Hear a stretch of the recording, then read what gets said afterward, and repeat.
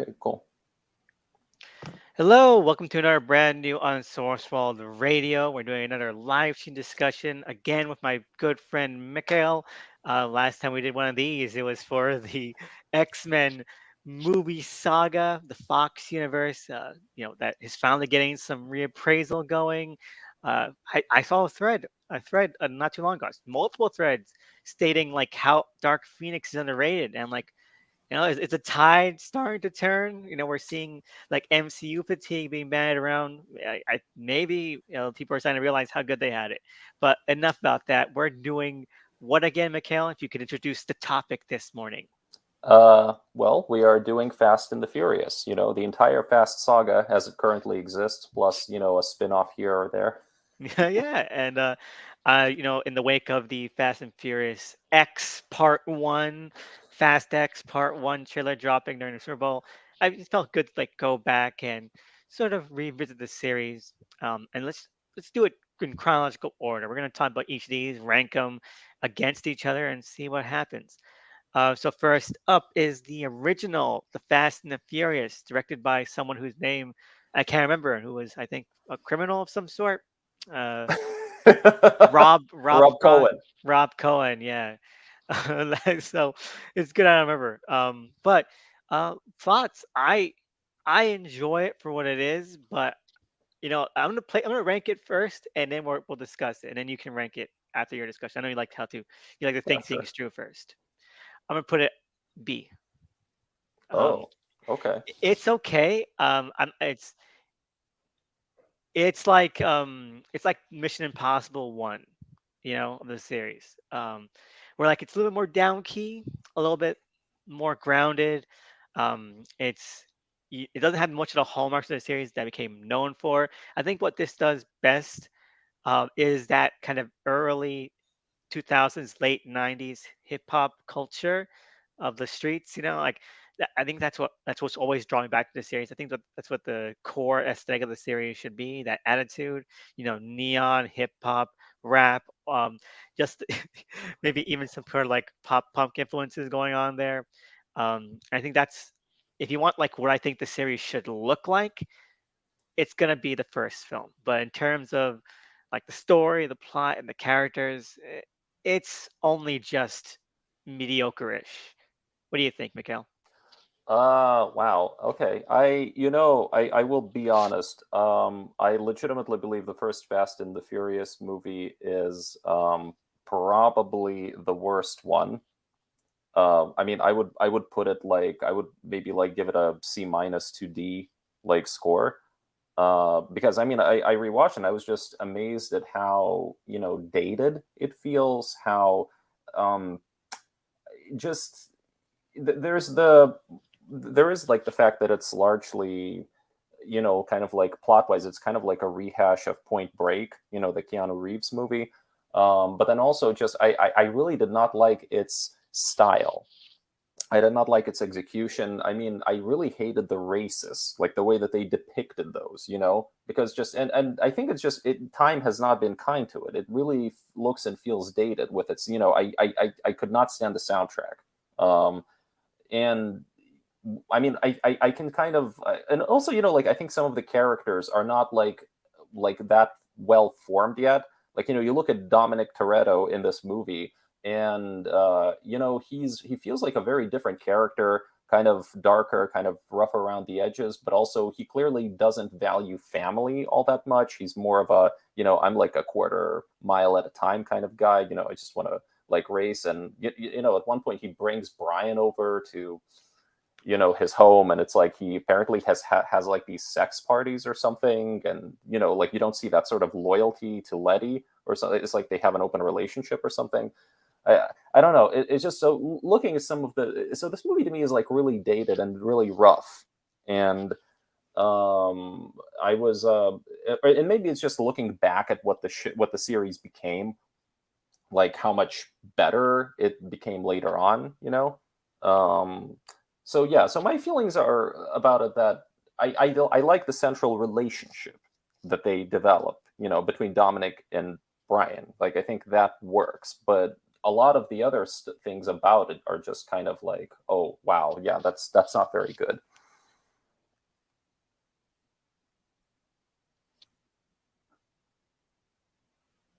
Yeah, so those are kind of like my thoughts about it.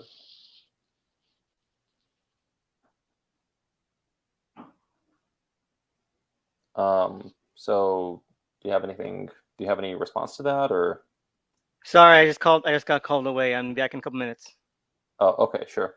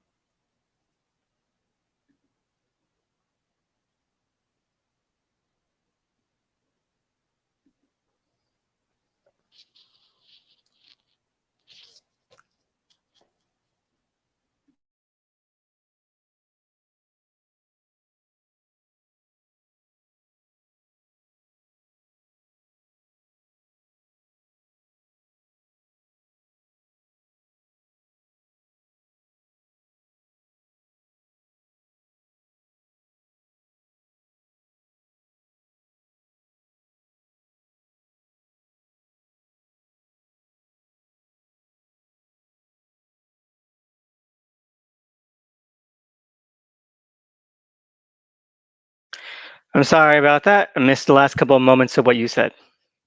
Yeah, well, so welcome back. So to briefly recap, I kind of feel that maybe it's just the fact that this is like hindsight for me. Like, I mean, just looking back at what after what the series has become, like maybe I feel like the first movie just feels like very rough.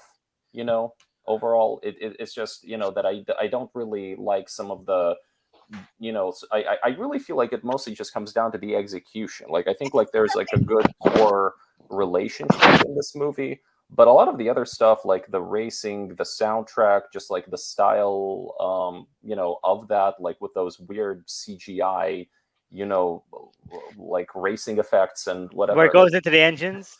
Yeah, How do you yeah. not like that? I don't know. It just Okay, okay. felt like it just felt like so aged and dated and See, like there's a there's a thin line between dated and timeless. All right, and uh, I keep it's dated, but if you want that feel of the early 2000s, late 90s, yes, that's what you're gonna go for. I can't. I feel like the further we step away from that, the further we lose that bit of identity. Now, I agree with the plot, so I don't. So I'm not ranking it any higher. But yeah, the plot is boring, meandering. The characters really aren't that engaging, I don't think at all. Um, but yeah, but but that style, like the music, I think we're coming at this as just completely cross purposes. For at least this one, I think that it is a striking, um, striking statement for the franchise, and I wish they yeah kept more to that. Um, really. yeah, I do. But okay, but let's see where your ranking kind of goes. C. Okay. All right. I was hoping, I thought it was gonna be a little bit lower. You said it used to be like your least favorite. I'm kind of like on the fence, I'm like thinking, well, maybe I'm a little too harsh on it. Maybe, is it like a C minus? Is it a D? I'm like, So it's also there's like, it's so also like there's what, no D's for you then. maybe not, maybe not. I think maybe I'll just, C will be the lowest, maybe C will be like the lowest level. All right. Okay. All right. Now what? Okay. I kind of I know for the X-Men one we kind of went like a little more in depth on each film. Fast and Furious. I don't think I waste any time on Fast and Furious. The first one. There's not a lot to say. Because like we'd just be reviewing Point Break at that point. Yeah. So Uh, let's move on. I don't want to waste any more time. Like B, I don't want to waste any more time on it than I have to, which is not at all. All right, so let's go too Fast and Furious. The black sheep of the family. You know what? I would have put this.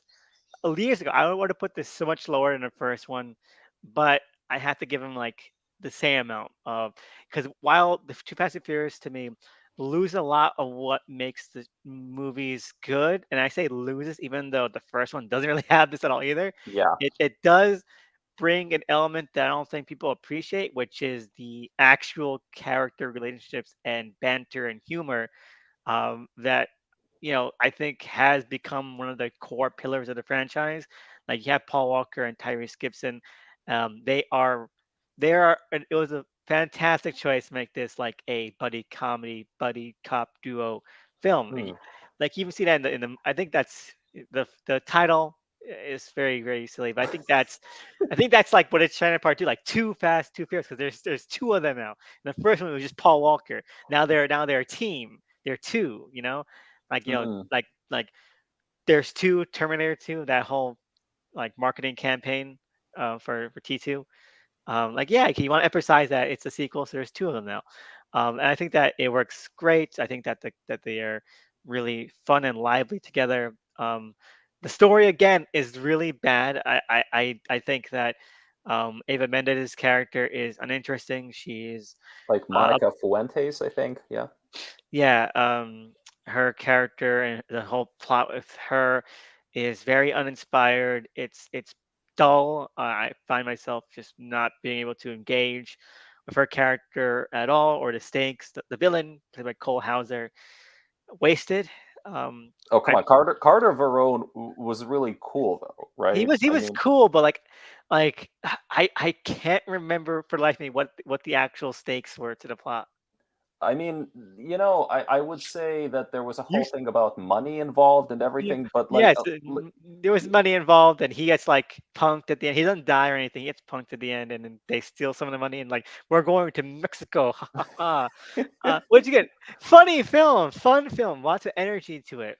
But oh man, there could have been so much more potential here, and I think that there's a reason why this was like kind of black sheep because it's the Fast and the Furious. You said your piece on it. I think that um it did kind of like it was it captured a certain kind of magic that this one is very antithetical to. I think that Vin Diesel, well, he's never been like a big draw on his own, right? No, there's like I'm gonna yeah. see the next Vin Diesel movie. He was still like a well-known presence at that time. He had been in a couple of things. I think at this point already been in Saving Private Ryan, right? Um, Definitely, I remember he had already done Pitch Black. yes, There was already, Pitch Black had made him a genre kind of darling. yeah, but also I could swear like his career was very much on the rise. Like I Yes. remember, People knew of him, but like he wasn't like a, yeah, a yeah, star. yeah, but like there was definitely some really nice Buzz. dramatic work he did. I remember there was this movie with Giovanni Ribisi he did where I think he played like a corporate villain or something like that. I just forgot what it was called, but I think it Oh, I was think I think so too. He had like a wig on in that. oh, he did? Really? I Oh. think so. Let me see.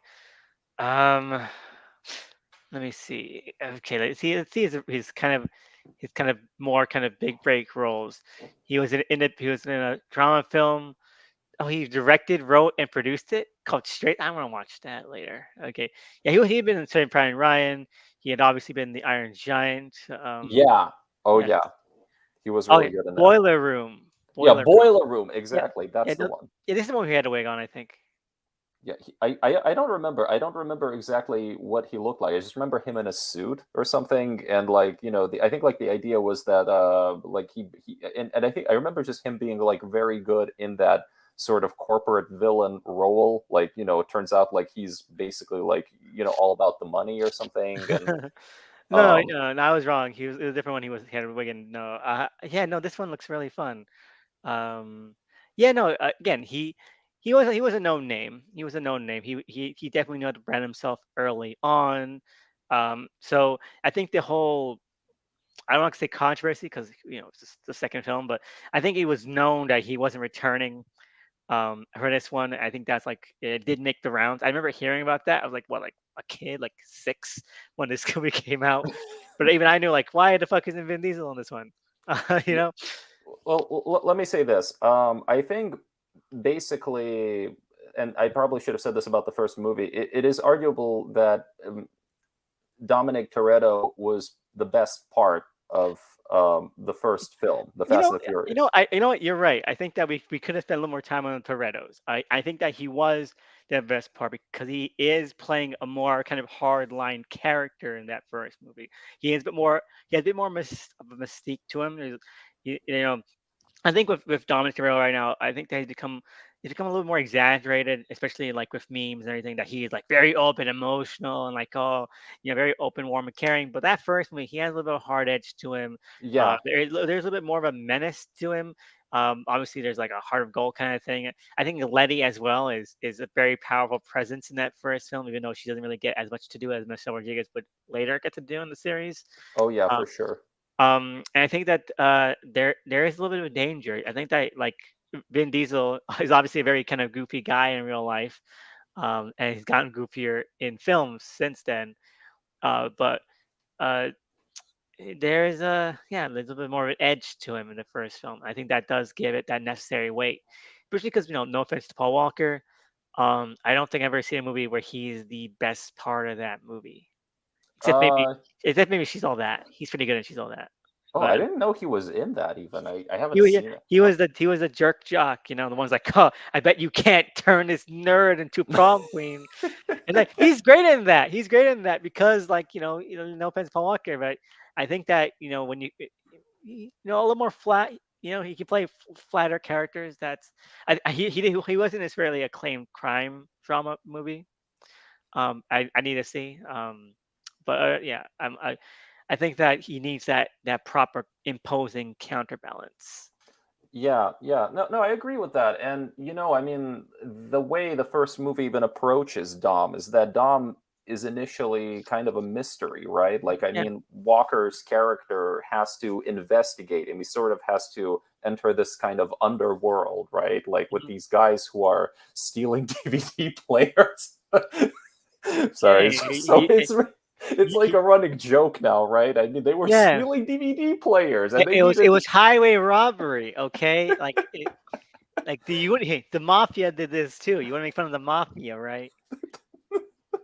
no, but still, I mean, just I mean, I would understand like maybe if it was like I don't know, like drugs or like if it was like liquor or something, right? But like no, they're stealing DVD play. And okay, DVD players were big, right? The industry was taking off at the time, but still, it's kind of like.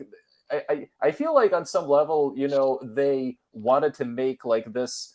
At least there was an attempt to kind of like make that a dark movie in some ways, and then like they kind of had to edge like a pull that back or something. You know what I'm saying? Like I keep feeling like there's like a darker movie in there that wants to come out. It wants to be a bit more serious than it ends up being or something. I don't know. Definitely.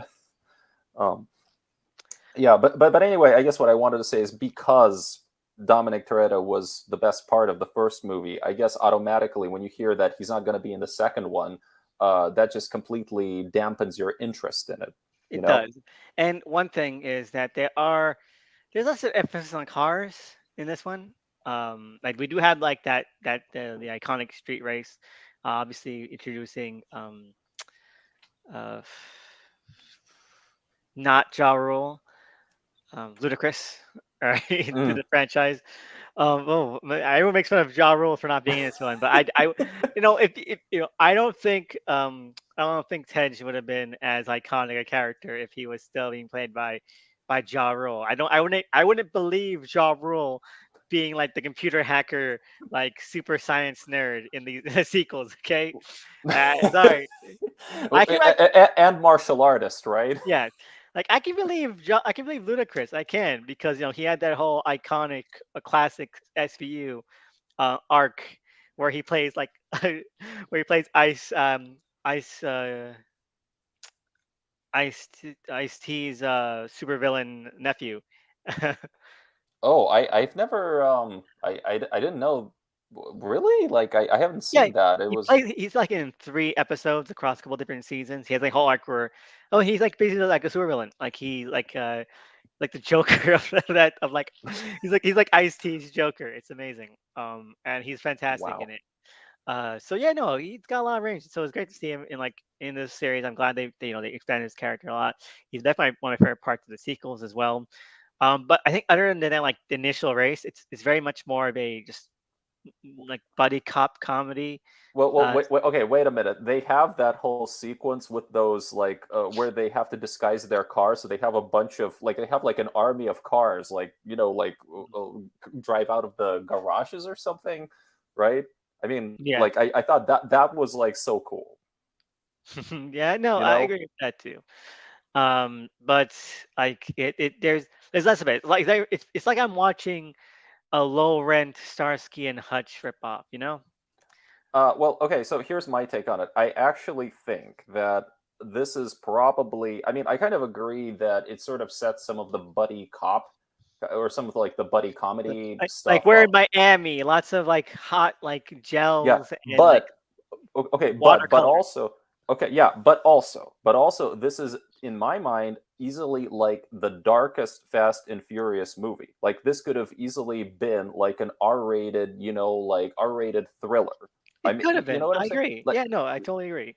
because like I don't think like you could have a scene in Fast and the Furious where where a guy like Carter Verone, like the rat scene, I mean that is like a straight up R-rated thriller stuff. I was surprised that I'm like, what the hell, they actually went there. I wish he had gone there more because I agree. Like when you mentioned, like Carverone is very is a again. I think Carverone is a very memorable villain. I think that Cole Hauser, like even if you watch Yellowstone, and I think Yellowstone is pretty crap, and his character is vastly underwritten on Yellowstone. Um, Cole Hauser has a good amount of bite to him. It's a shame that they brought him in to Too Fast and Furious, the only movie that Vin Diesel isn't in, because I think that when you see, look, watch something like Pitch Black. Like even in Pitch Black, Cole Hauser does so much of a character that can be very stock. It can be very generic, cliched. So Yeah. so I think that there was a lot of good menace. There was a lot of good um, he had a lot of like what Oh yeah, he well, was John's in that one, right? John, he was John's, yeah. Um, and so I think Cole Hauser and Carverone's in his Carverone portrayal, love cold blooded, very cold blooded. I really enjoyed that aspect more on rewatches. Um, than I did like the exposition or anything to do with like, oh, see, they're getting closer. Oh, look at Eva Mendes, femme fatale. I don't, sorry, Eva Mendes is not a good actress. And I don't care about her being a femme fatale. Please, more buddy cop hijinks. they don't need. We don't need like a sexy woman in this movie. My attention is already peaked already Well, with well, with these two look. I dumbasses. think I think that fits the fact that this is kind of trying to do like a Scarface-esque Yes, noir exactly. thriller kind of film. Yeah. And it's really I feel like I really like the tone of this one. I mean, I have a lot more to say about it, but I just think like Go on. they found this really cool kind of it has some of that buddy comedy stuff, but it's also way more serious. I think it might be the most serious of all the Fast and Furious films that I've seen. And like even the way they depict Roman in this movie. I mean, Roman is a very different character here. It's like he kind of lightens up over time, but he starts this film in a dark place, like he's been in jail. Like I have this theory that like Roman is the like what they originally intended for Dom. Like Dom would have been like arrested and like Paul like gets him like Brian gets him out and then they have to work together again, and then like they couldn't get Diesel back, so they created this new character Roman, and so Roman now starts off like in this very dark place. He's like very serious, Oh, he's like kind of definitely. damaged and stuff. Yeah. And it's shocking to like go from Roman here to the sequels. Like even if he's like comedic in this movie, he's got a chip on his shoulder a mile wide, and like it's and like every other the what makes their dynamic and chemistry so fun is because Roman is just not having any of Paul Walker's bullshit. Like he like always taking the like Daffy Duck and Bugs Bunny a little bit, where like they're kind of sniping at each other a lot, and he kind of means it. And I really enjoyed their back and forth because it had that kind of animosity, which I do miss from Roman. I think that he has become a little bit less interesting as he's gotten a little more just generically, plucky in the sequels. I say Roman kind of goes up and down, like for me. I actually kind of love that. In Fast Nine, he basically becomes Deadpool. Like, I mean, they literally make him into this, like, kind of this jokester, self-aware kind of guy, but he also has some gravity now because he's like, what the hell is going on? Like, what is reality? Like, am I invincible? Am I a god or something? How do I survive all of this stuff? It doesn't make any sense. There's this weird existential, but that's a whole other thing. Um, but yeah, but I do miss that kind of that more serious aspect to him. I will say that. Oh, hey. Yo, yo, yo. Can you guys hear Well, me? yeah, yeah. I can hear you, Elvis. Oh man, I was giving you a big introduction, like, oh, the man, the legend. No one can hear me. My mic is closed. But no, like, like, you should have heard it. It was like, yeah, oh, roll liver queen, like all that shit. Uh, my mic is fucking off. But no, no. Welcome. So you can see my ranking right now on the screen so far, and I'm just going to show you Mikhail's ranking so you can compare Okay. um, where we go where from here. Um, and so Yeah. I can send you the link to this. If you want to make your own, if you want to make your own at the end, or you can just talk about it, go I'll through. just talk. Yeah, I'll talk. I'll So bounce off to both of you guys. we're on the second one. If you want to like to give your thoughts on the first two, get caught up. We don't Okay. mind. All right. Yeah, first Fast and Furious movie. Crazy enough, I seen this like out of chronological order. Tokyo Drift was the first Fast and Furious movie like I seen for real. And then I backtracked and I seen the first Fast and Furious after that, and I was like, "This is amazing! This is like peak cinema, like with street racing." And I think it was around the time I was playing Need for Speed games and all that. I was like, "This is dope." Super. It has its own cheesy moments, but it was full of action, full of heart. It had like a nice raw vibe to it, and yeah, till this day it holds up. Like for me, that's always going to be a movie for me 100% because that's like the launching pad. Was it perfect? No, but still great. Second one I used to hate a lot. I used to talk so much shit about Too Fast Too Furious, like I hated that movie. um and then I did like I started doing my full Fast and Furious rewatches, and it holds up well. It's a nice kind of like side story for Brian, and then we also get to introduced in to Tez and Roman. Mhm. So that was cool. But yeah, I thought the villain was like super dumb, but he was also cool, and I Yeah, really yeah. wish he could come back I wish also. he could come back too because we were talking like that's Cole Hauser for Pitch Black, and it'd be so perfect. The only like that Vin Diesel loves the Riddick franchise. That's like his baby, So it's insane that the main villain from Pitch Black it was they never shared screen together in the Fast and Furious franchise, and even though they were both in it, it's Wait, insane. is there a reason why he never came back, or is it I, I just I think he wasn't interested, or I think they lowballed him on the price, which is why. I've actually heard the opposite. I've Really? heard that they offered him like a dump truck full of money. I think like I've heard I think the number was maybe up to 20 million or something to come wow? back for the second one, but he still turned them down. Let me see. What You was know, he doing at this time? Okay. At the maybe time, maybe Triple X. I don't know. yes, he was doing Triple X and maybe doing pre-production on the Chronicles of Riddick at this time. So, Oh, okay. maybe he thought like I've made it. Like Hmm. I don't need Fast and the Furious. So that could Well, have been it. I mean, the first movie like really wasn't like that good. What can I say? I mean, like I feel like a lot of the stars that were in it, it's like I mean, maybe I'm misremembering it, but I think all of them were kind of they weren't really like too much into it, and then it's like because a lot of the other stuff they were doing didn't quite pan out that well, Mm, they kind of came back around to it, and suddenly they realized, oh, wait a second, this thing can be great, it can be a gold mine, it can be, and we can Yeah. really thrive here. Yeah, no. Did you? There was an interview with Jordana Brewster recently that Joe Blows, that movie review website for horror movies, uh, released a video about the faculty recently, like last week or so, and he quotes that interview where John Brewster is saying that, "Oh, I was kind of shooting these both like at the same time, so I would go and film for Fast and Furious my scenes, and like that was just like a kind of Wow. a low budget film. You know, I wasn't really thinking that much about it. It was like a fun just be working, and we had like the faculty, which is like this big budget studio movie, you know, big genre like horror teen." Movie and so she like put more a lot more, she says in the interview like, I put a lot more effort into that film and then you know, the faculty is a flop, and Fast and Furious is like, no, I'm it's like this huge franchise. So like that's funny how that worked out. She's like very like honest with herself about like how that turned out. She was like, nah, this is like some like I'm only like in a couple of scenes, you know, in Fast and Furious. So yeah, you're right. No, they I think that a lot of this was probably that, you know, faculty and like Chronicles Riddick, a lot of the stars probably thought that they would burst out or Mm, break through, and they didn't, and so they weren't in the second movie. And I think that with um,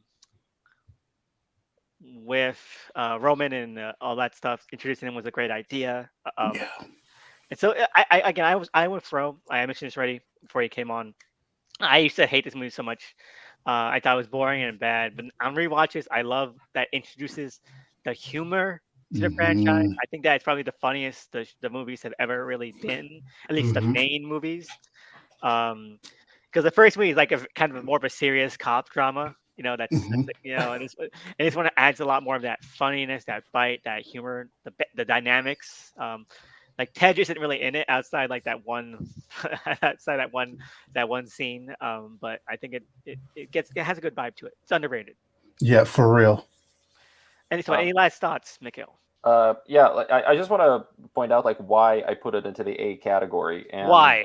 well, here's the thing. I For years people told me that this movie was bad. This was one of the worst Fast and Furious films, and the thing is, I had always kind of skipped it. I never like. I was also like, you know, when it came out, I was like, oh, Vin Diesel, but Vin Diesel isn't in it. I don't want to see it. So I kept skipping it over, and you know, I finally watched it. Like I think maybe last year or the year before that, and I'm like, what the hell were people talking about? This movie's kind of great. Like, I mean, you can see I mean, to me, it's an improvement on the first one in so many ways. I love I like, you know, the street races, or at least what's left of them. Like, it's filmed better. Like, the action is better. There's a greater sense of style. And then you know, I mean, I look up at you know, I see who the director is, and it's John Singleton. I Sean mean, John, Singleton, yeah. yeah, yeah. I mean, John Singleton is a much better director than Rob Cohen. I mean, it's like he brings this, you know, this Also, sense of less of a criminal than Rob Cohen. yeah.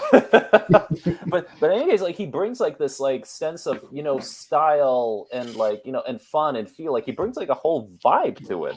And I was really amazed at, you know, how dark it goes. Like it's like if you separate I will agree the with you. I will agree yeah, with you that you know, watching like the you know, Paul's car, Roman's car, Suki's car, all like the heightened neonness of everything. It's pretty electric. Yeah, yeah. I also want to add this too Where's for Suki? Where's Suki? Joe, that's a good question. Where's Leon? I miss Leon. You know, Leon went off with Letty in the first movie and hasn't been seen, still hasn't been, you know, like seen since then. You know, it's like Tej Chuck never brings Cunningham's. her up. Tej never brings her up.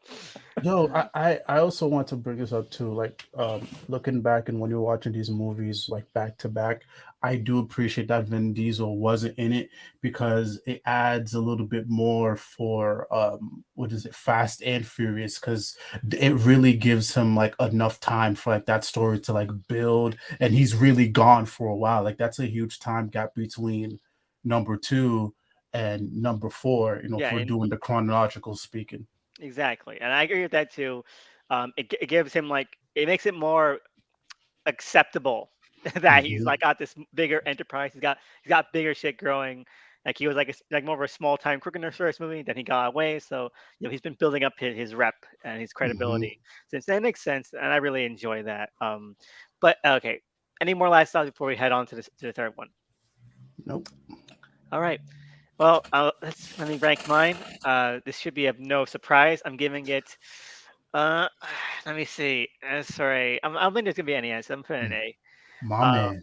hey, it's I still can't believe people are down on this one. I keep you know now the tide has shifted. people accept this as being, well, actually, honestly, really damn good as it is. That's facts. But I still hear people like, it's it's boring, it's corny, it's just fun. Like I feel like Mhm. one of the reasons why this was has gone kind of like the Shaft a lot of times, and I think it's kind of funny that we all accept this as being like the third one, even though I think it's isn't it like honestly just a spinoff? Like I think at the time it's kind of like being it was kind of being sort of marketed as a spinoff because Fast and Furious colon Tokyo Drift. Like Mhm. we're kind of stepping outside, the Brian Paul Walker storyline for now for this like one-off thing. And so it's the third one, but it's not really. I think the official third one, which I think was pretty smart to keep that separate, what would be obviously Fast and Furious. So I think that also makes it easier to want to watch these Yeah. in universe order because it is so separate, and the movie is obviously like from start to finish, except for the post credit scene, meant to be just its own wacky adventure with teens and it's cars and drifting. It's fun. It's fun. I think it's the one movie you can watch anytime. It's Yes. like I think of Fast and Furious, any other ones, you kind of like have to watch either a couple of the sequels, like because you love being with those characters, and obviously there's always more that builds up. Tokyo Drift, you can just watch anytime, man. Yeah. And you can put it on. So I gotta give it an A. I think it's really fun. I think that I might always get these two mixed up. I think Justin Lin does a fantastic job behind the camera. I think he's probably has some of the best races in the entire Mm. franchise. Um, Yeah. uh, Lots of style, lots of hearts. Lucas Black is amazing as like the 30-year-old teenager who becomes really 30 years old later on. Um, but I think it's amazing to have like this country fried Southern guy like go to fucking Tokyo and like doesn't even know Japanese. I mean, they skip that. We always get like, oh, it's lunchtime at his Japanese high school. Well, Like, presumably he learns. Like that's kind of how but I read it. how? How? Well, you go to school, like Yeah. you learn, you pick that up. I mean, like Americans in Japan. That as They far as should. I know, that's a thing. I would love like a couple of scenes of him like in math class, just trying to follow along on that. But no, it's great. Bauhaus is a funny side character as well. Obviously Han. I could go on. I could list everything in this movie as being fantastic. But who wants to go first? Let's give Bro this. Let's give Bro it because he's Okay. Yeah. Just so I'm clear, S is like the top, right? S is perfection, no notes. S is perfection, no notes. Yeah. Um, Tokyo Drift goes in S for me if I was to do this. One, this is a movie I have to be very careful about because I may say I just want to watch Tokyo Drift just for shits and giggles, but I will end up watching the entire saga because of Tokyo Drift. Because after a while, my brain starts to work. It's like, okay, how come this didn't happen? Where does this fit into the timeline? Like my mind just like does so much math whenever I watch this movie, so that it it's fun for me watching it, but then it turns into like this whole circle for me, and I love that. Like you can watch it just by itself, but you can't at the same time, and I love that. The characters pretty awesome. I like that real underground street racing feel of it. The races were dope. The story was pretty standard, like we've seen this type of story before, but still their own spin on it was cool. The lowest Um, stakes of the entire franchise. oh Like yeah, but yeah, yeah, from start to finish, it's just a movie that's full of heart, and it is nice that I'm living to see people change their minds about this movie. Because I remember when this movie first came out, I always thought it was one of the best films of all time, but I had to go through so many people saying, "Oh, is this not good? Vin Diesel's not in it. Oh, what are they doing?" And then now you're starting to see people change their attitude about it. So I'm happy I got to live to see that. But yeah, from start to finish, this is a perfect movie. Like I I don't have any complaints about it at all. also best soundtrack of the franchise as well. Yes. I mean, it's all all hits. The main theme song is fantastic, iconic, and I think it also had like the best arcade game, best racing arcade game of all time as well. I used to play that all the time. It was in my local theater, and so I would just play Tokyo the Tokyo Drift racing game so many times. Wait, All there right. was a racing game? Yeah, Really? like one of those ones you kind of sit down. You had like the wheel. It's an arcade game. Oh, I Oh, remember wow. that. Yeah, I remember that. It was so good. They got rid of that a while back. But Mikhail, what are your thoughts? Well, so for me, it's very much like it's that in that B range. Like I kind of feel it's better than the first movie. I don't think it's like I think it's kind of a step down from the second one. And I mean, I like it. I think it's just kind of it's kind of bumpy to me in some ways. It's still I feel it's kind of like in a way it's almost like a test pilot for what Mm, Justin Lin would do, with this franchise, like the sort of like, like the like he brings way more heart, way more, I think, emotion to it, kind of, I think it's kind of like he's still working out like the kinks in it, if you will. And it's, I mean, its story is very, basic, but I kind of like how they execute it. And, uh, I like the style of it. I like I like the setting. I really think like the setting does a lot. And of course, this is the movie that brings Han into the franchise. mhm. And Lynn, I think, having seen this and Better Luck Tomorrow, I think he really wanted to, make a movie that includes like a really good Asian cast. He wanted to Yeah.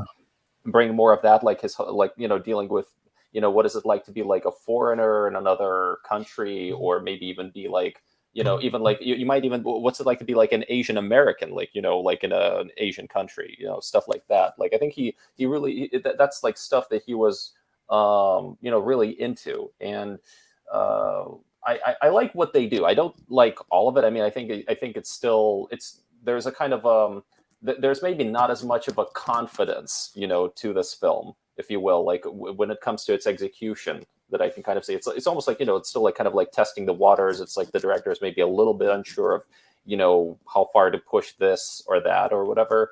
So to me, like, yeah, like it's good, but I wouldn't call it great. Also, I think one thing that kind of worked against this movie is that the first two films are like to varying degrees like crime cop dramas. Yeah. And so when you get to this one, the first scene is like cheerleaders doing like a pyramid in slow motion. uh, and it's like it's so about teens. I feel like people who really like the first two, there was like Yeah. there was Burger fandom, maybe felt a little embarrassed by it. I can see that because like it is a teen movie. There's like a teen romance. There's like For cars. sure. It's about high school bullies, all that stuff. It's Karate Kid. Everyone makes that comparison. First one is Yes. Point Break. This one is Karate Kid. I'll say this also. There was a crime element in Tokyo Drift that I kind of wish they did delve into a Well, little bit more. they could have made a whole Han movie, like just Yeah. I kind of wish that the series would go into like we got Han back, so let's explore all of that Tokyo like underworld stuff. Like Yes. because this movie didn't do well, there was no Tokyo Drift 2, so we never really get to see like where all this stuff pays off. Like the Drift King is like the big like mafioso's nephew, right? Like what happens there? Like what happens with the criminal enterprise that Han was a part of? That it gave him like a bit more of a immunity to a bunch of this shit. To let him be a free agent. Like what's going on? Nope. He just kind of wins the race, gets the girl, and the end. And I know we're jumping ahead a little bit, but yeah, that's why number 9 was a bit of a disappointment because I Yeah, think that was the chance for them to give us some sort of payback or yeah, like what happened, what's the follow up here, but it did none of that. yeah. But Give still, us a hint at least. yeah. Um, if they keep if there was like if there was like a Han and Shaw, you know, Oh, you know, I think that's kind of like what they're trying to do with the 10th one, or at least that's what I think Lynn's plan for it was. I mean, I don't know of how much letter he's sticking to it, but if you still look at the trailer, I think there's like an implication of, them doing something like that. yeah, hmm. but like a dedicated movie, I think would be really fun to like delve into that. But okay. I definitely agree with both your takes. And Han, I wish is I think Han this is Han's peak in terms of like just the impact of the character. I think Han is very Yeah. fun in sequels, but this one I think he works so well against like the younger character. I don't know. I don't think Mhm. that their ages are that different. Um, but in terms of like him being this older, kind of wiser, sager mentor, I think Mm, gives him the time to be both humorous but also a bit more authoritative. He's got a little more responsibility. He's a little bit more like of a mature character than we see sometimes in the sequels. I think that there's so much of a cast in the Mhm. sequels. He gets kind of lost in the shuffle a lot of times, and it's disappointing. But here he gets to hold his own, and dies tragically. But is totally memorable, totally memorable. I mean, I think it's interesting just sort of going from Better Luck Tomorrow to Tokyo Drift. Like, I kind of feel there's way more continuity between, the depictions of Han in these two films. Like if you just watch one after the other, because to me, it's kind of like, well, the Han in Better Luck Tomorrow, he was like a criminal. He was like kind Yeah, of Yeah. darker. He was like edgier. He like beat up a guy quite brutally, I remember, and he was like yeah, into all sorts of, like shady stuff, right? yeah. It, You get it, the idea that he kind of left the country. yeah, exactly. Like they kind of Mhm. because that speech he gives about like, this is like my Mexico or something, Like right? And so he's yeah, so you hiding kind of out.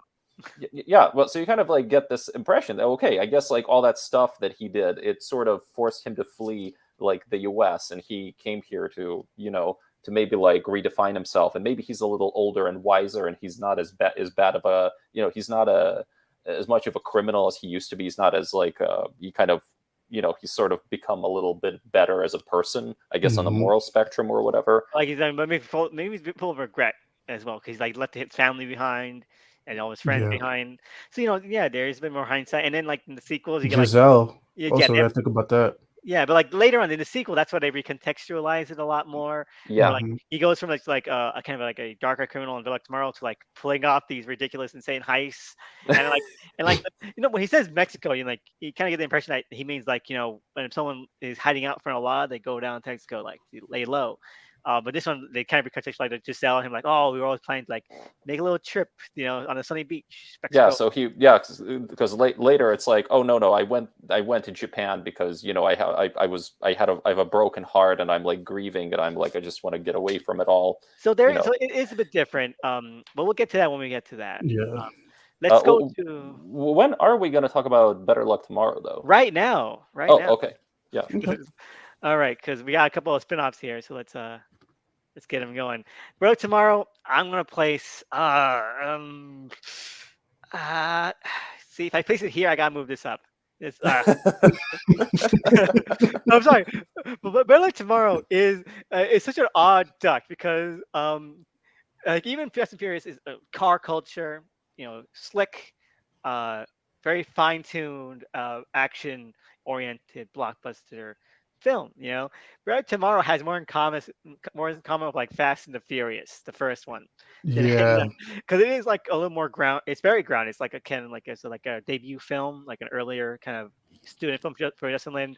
So it's people are like laid back. It's very flat. It's standard in terms of like its general tone and like direction, but not in a bad way. But it's you can tell like this is an earlier film. Like they don't have that much budget, so a lot of things are more narrated. You see a lot of times like early films from directors, they rely more on narration to get the point across because they can't really have like these more in Mm. depth kind of scenes. Like you see here, like Menace to Society or Boys in the Hood, very narration heavy because you gotta like get the character stuff across in a way that is efficient. Um, Mhm. so Better Life Tomorrow is really on that edge, and I really enjoy it. It's a great little like Pulp Fiction-y, Reservoir Dogs esque. Obviously, you see on the poster, it's very Reservoir Dogs inspired and aesthetic as well. Teen crime thing, like and I love that it's about teens and it's kind of like Risky Business, a little bit like Risky Business in there. Just really, really dark too. Like whatever happened to Han's cousin? Is he still in a coma? We'll never know. Oh my God, that's right. What was Yeah, it? never, like never. They never delve into it, and Han can't even smoke anymore because I guess that would not be acceptable to like a PG-13 audience or Yeah, something. yeah, no, like they were all dickheads, and did they ever get like in real life? This was inspired by a real life murder, where a bunch of a bunch of Chinese kids killed like one of their friends. Um, so they eventually got caught. Obviously, that's how we know about it, about the murder and everything. So did they get caught? Is that why Han fled in the original timeline? Let's call it. Maybe, Hmm. maybe. Uh, but I wish they would follow up on it. I wish there was a Bullet Tomorrow too, like Train Spotting too. They made that one like 30 years later to catch up on the characters. Like I would like a Better Luck Tomorrow too. Too Any, bad we won't get it. yeah, too bad. I've never thought of it, as requiring a sequel necessarily, but it's an interesting point. I personally would rank it a little bit higher than Tokyo Drift. I just feel like this movie is way more, I like that it has that sort of indie feel and that kind of charm to it. Like it feels way more of a, like Tokyo Drift is kind of like I feel it's kind of like it's kind of like trying to be that sort of studio blockbuster fast movie done by Justin Lin, and Better Luck Tomorrow is very much a Justin Lin movie. It's like way Yeah. more personal. Like it's a more personal vision, and I think it's really good. It's like for what it is, and it's like it is like a teen kind of a crime like crime kind of drama, kind of black comedy, I think, in a way. Uh, and I kind of have to say that I wish like we saw maybe more of that, more of the grittiness that it does, more of the I don't know. I feel like every time I feel like that focus on Asian American characters. Also, I kind of like when you see that pop up again in the fast films. I mean, this isn't really a fast movie, I mean, it has like Han in it, but otherwise, it's very much a Justin Lin movie. And all things considered, I think it's just like a really well done independent, independent film. Yeah. Yeah. For me, this is a movie I treat like a delicacy. I don't watch it often, but when I do, I enjoy it a lot. Like say I share the same sentiments. It's very grounded, very low key, very story based. Um, and it's also cool. Like it has a very like cool element to it. And then when obviously now because I've seen Tokyo Drift and the rest of the movies, when Han jumps in the movie, I'm just like, oh, okay, yeah, my dick is hard. So yeah, overall solid movie. I do wish we get a follow up on some of these characters. I know Elvis has mentioned it jokingly either on our show or just by Yes. ourselves. It's like it would be nice before Justin Lin left if we could get some type of follow up. What's going on with these characters? What's going on? With Perry Shan. How do we really like put these all together? Because if I'm not mistaken, I think it was by. I don't think Han was ever meant to be in Tokyo Drift. I think they kind of just like canonized him. Hmm. Like so, I would like to see some finality to that. But if we don't, we don't. It'd just be a nice gesture. But overall, yeah, I don't watch this one often, but I enjoy it because it's very because of just the content level, just the content in general. It's very removed from Fast, like because It's it's also a good breather. It's a good breather sometimes. yeah, like and I do agree with it being more in line with Fast and Furious because again, this is Fast and Furious is when everybody starts out. It's a very gritty movie to to its defense. And Better Luck Tomorrow, everybody's young, still figuring things out, and it's also a gritty movie. So they both line up pretty damn well. But yeah, I if I could put Better Luck Tomorrow anywhere, I'd put it in like yeah, I put it in A, with Tokyo Drift still being S. All right. Okay. Any other thoughts before we move on to number four? No. No, No, All no, right. not really. I think like yeah. Okay. Well, I'm gonna do it. No, because this is reserved for Fate of the Furious, so I can't go right there. uh, spoiler alert. Fate of Furious Jesus. is unwatchable. No, okay, Fast and Furious. I know that like people. I think that in the years between Tokyo Drift to Fast and Furious, the fandom had started to really snowball because once they announced Fast and Furious, people were like, they're making another one after Tokyo Drift. Like it being not Tokyo Drift, which it wasn't really that fair. Tokyo Drift was the big selling point. Like it's Hmm. not Tokyo Drift. Don't worry. It's this is for the OG fans. We're Tokyo Drift is basically non-canon. That's kind of what they were.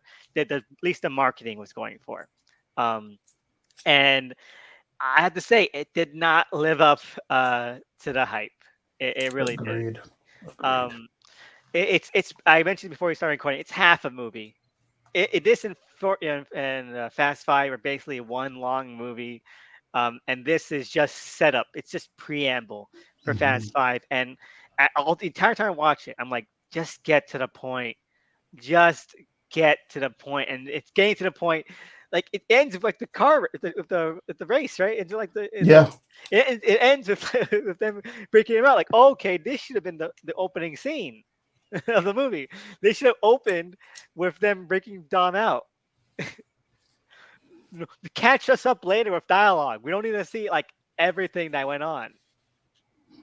No. This, I. Uh, yep. Sorry. Go ahead. but I can see like this could have been entertaining on its own right. If it was less, if it had more of a story about it, other than we want to get the characters together, and the time they do get together, the movie's over, and that's how I feel about it. Mm, okay. You're itching, bro. Go, you're go. Okay. I'll be honest. This one took a long time for me to warm up to. Like there were years where every single time I'd watch that specific one, I would fall asleep because I had the same issues. Like, bro, just get to the fucking point. This is boring. But then, after some time, I warmed up to it.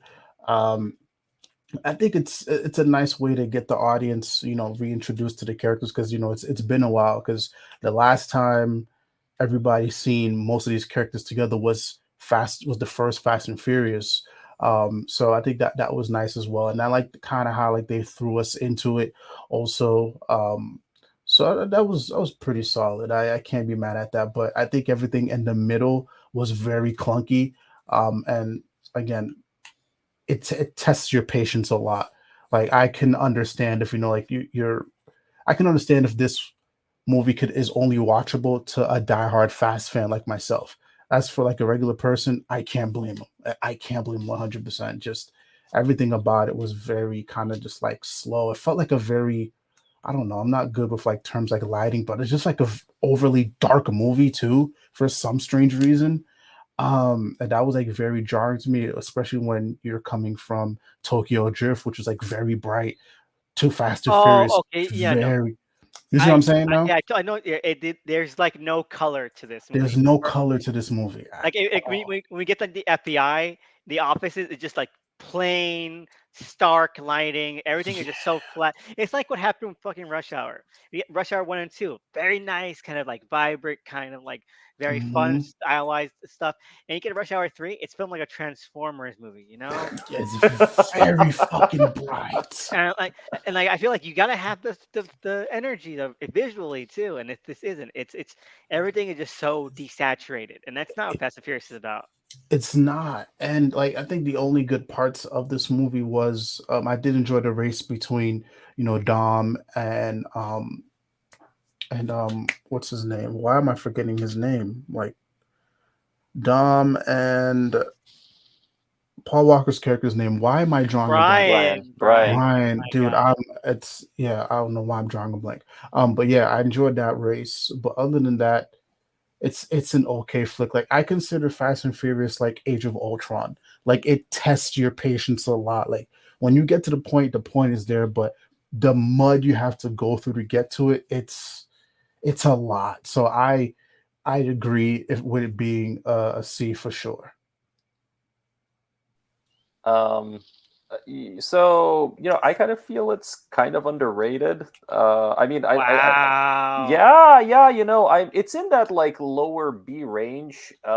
Because see, I think Fast and Furious, and I think its title already kind of gives away. It is in some ways almost like a remake of the first movie. Uh, Mm, and Justin Lin is all kind of, and and I think that's one of the reasons why it's sort of like it's like one of the darker, so to speak, like that. I mean, this is a movie where Letty dies, right? Like, I mean, it's not that like humorous, it's not that glamorous, and in a way, it's almost like I feel Justin Lin was trying to maybe capture some of like the tone and feel of that first film with its kind mhm, of with its grittiness and its kind of grimier aesthetic or whatever. And so he was kind of trying, but he was also trying to mesh that with his own like style and his own interests. And it's kind of like him still sort of working out like all the ironing out like all the details, mhm. just kind of like figuring out like what works and what doesn't. And so I mean, they realized, okay, wait a minute, everybody loved Han and we love Han, why the hell did we kill him off? So why don't we set this one chronologically earlier so Han can still be alive, and then like maybe like we'll send him off to Tokyo. Let's show that relationship that Dom hints at the in the final scene of the third one. And Oh, we didn't mention. We should mention that the only yeah, way yeah, because he made the only way they got him for that is they had to give him the rights, lock, stock, and barrel to the Riddick franchise. yeah, yeah, but also, as I recall, like that was like I don't remember. Didn't he also somehow like I think he also got to be he got to have more creative control over it when too, because I remember like there was all this talk about like people thought this was like a franchise that was like dead or dying, like it was Mm, going nowhere. It might have gone like direct to video or something, and then Tokyo Drift I think just did well enough to kind of like maybe reignite interest a little bit, and then they needed to do another transitional movie to mm, like to like they wanted to do like the first real sequel to the first one to kind of maybe what do you call it, like restart the engine or something. mhm. But now it's kind of like they've got Lin in charge, and now I think that's when Vin Diesel also he might have become a producer at this point, I don't know. But anyway, like I feel it's not bad, it's just kind of it's mid in many ways. It's like a Yeah. mid-tier movie, but also it has like some of that stuff that makes that it that really becomes like part of the core identity of the franchise. Like they really start to hone in again on those character relationships, right? Mhm. Like I mean the Dom and Brian thing is at the center, but also like you get like more stuff, like, and Mia's back and Letty is back, and like and now like Dominic Toretto is more like the Dom, like this is like the solidified, like this is like the like the Dom that he's like, this is like Dom coming into his prime, like he's more fully Yeah. formed now, this is like the Dom Mhm. that we would see in all subsequent films essentially. Yeah. um, and I appreciate that, and I appreciate like what they do with with the villain. I mean, I really like Arturo Braga in this film. Mm, Like and sort of like how he's like this, he's kind of like this manipulative, this kind of cunning sort of villain. Like he I didn't like I didn't see the reveal coming. It's a little weird, but it makes in hindsight I think it's kind of cool. And ultimately this movie is building up, I think, to that point where like now it's like Brian is all in, right? Like he sort of finally just like throws his lot in, and like I don't know, they kind of like needed a film to sort of transition to that point. Like, okay, so this is our transitional movie, this is like what this thing could really be, like just give us like a like a this is like the real kickoff film for what this franchise is. You mentioned like Ryan throwing his lot in, and I just want to get this out there because I don't know if any of you have ever seen this. The original BBC version of Life on Mars, that crime show where the cop gets into a car accident and goes back in time to the 70s, right?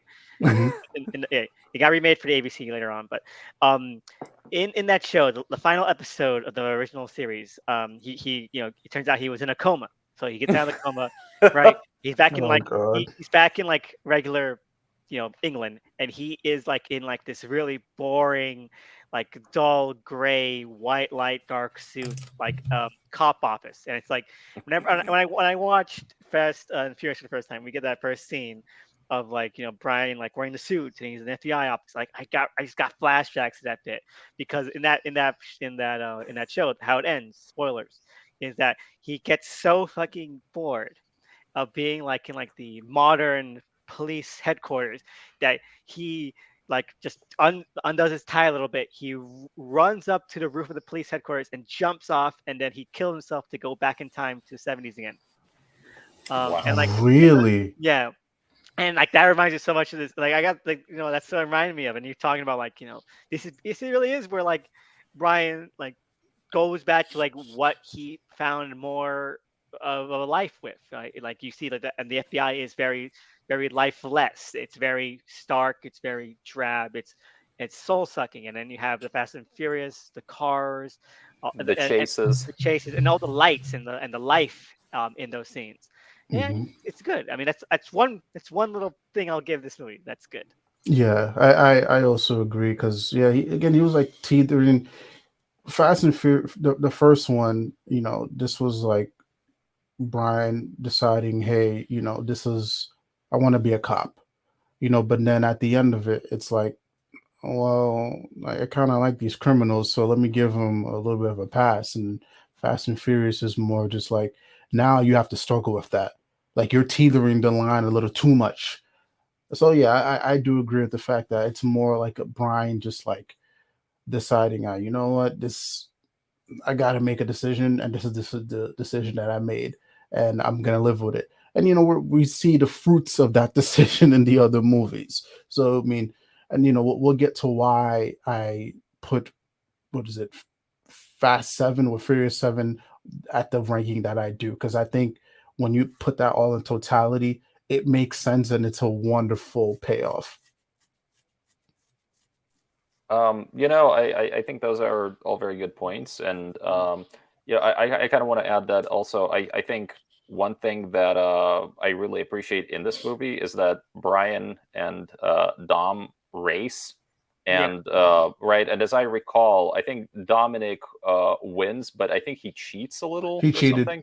Yeah, right. And this becomes like a huge thing, right? It becomes like this thing like throughout like the rest of like the next like three movies, right? Like this point between them, like like who really is the better racer? Like if Dom hadn't cheated, like who would win, right? And Hmm.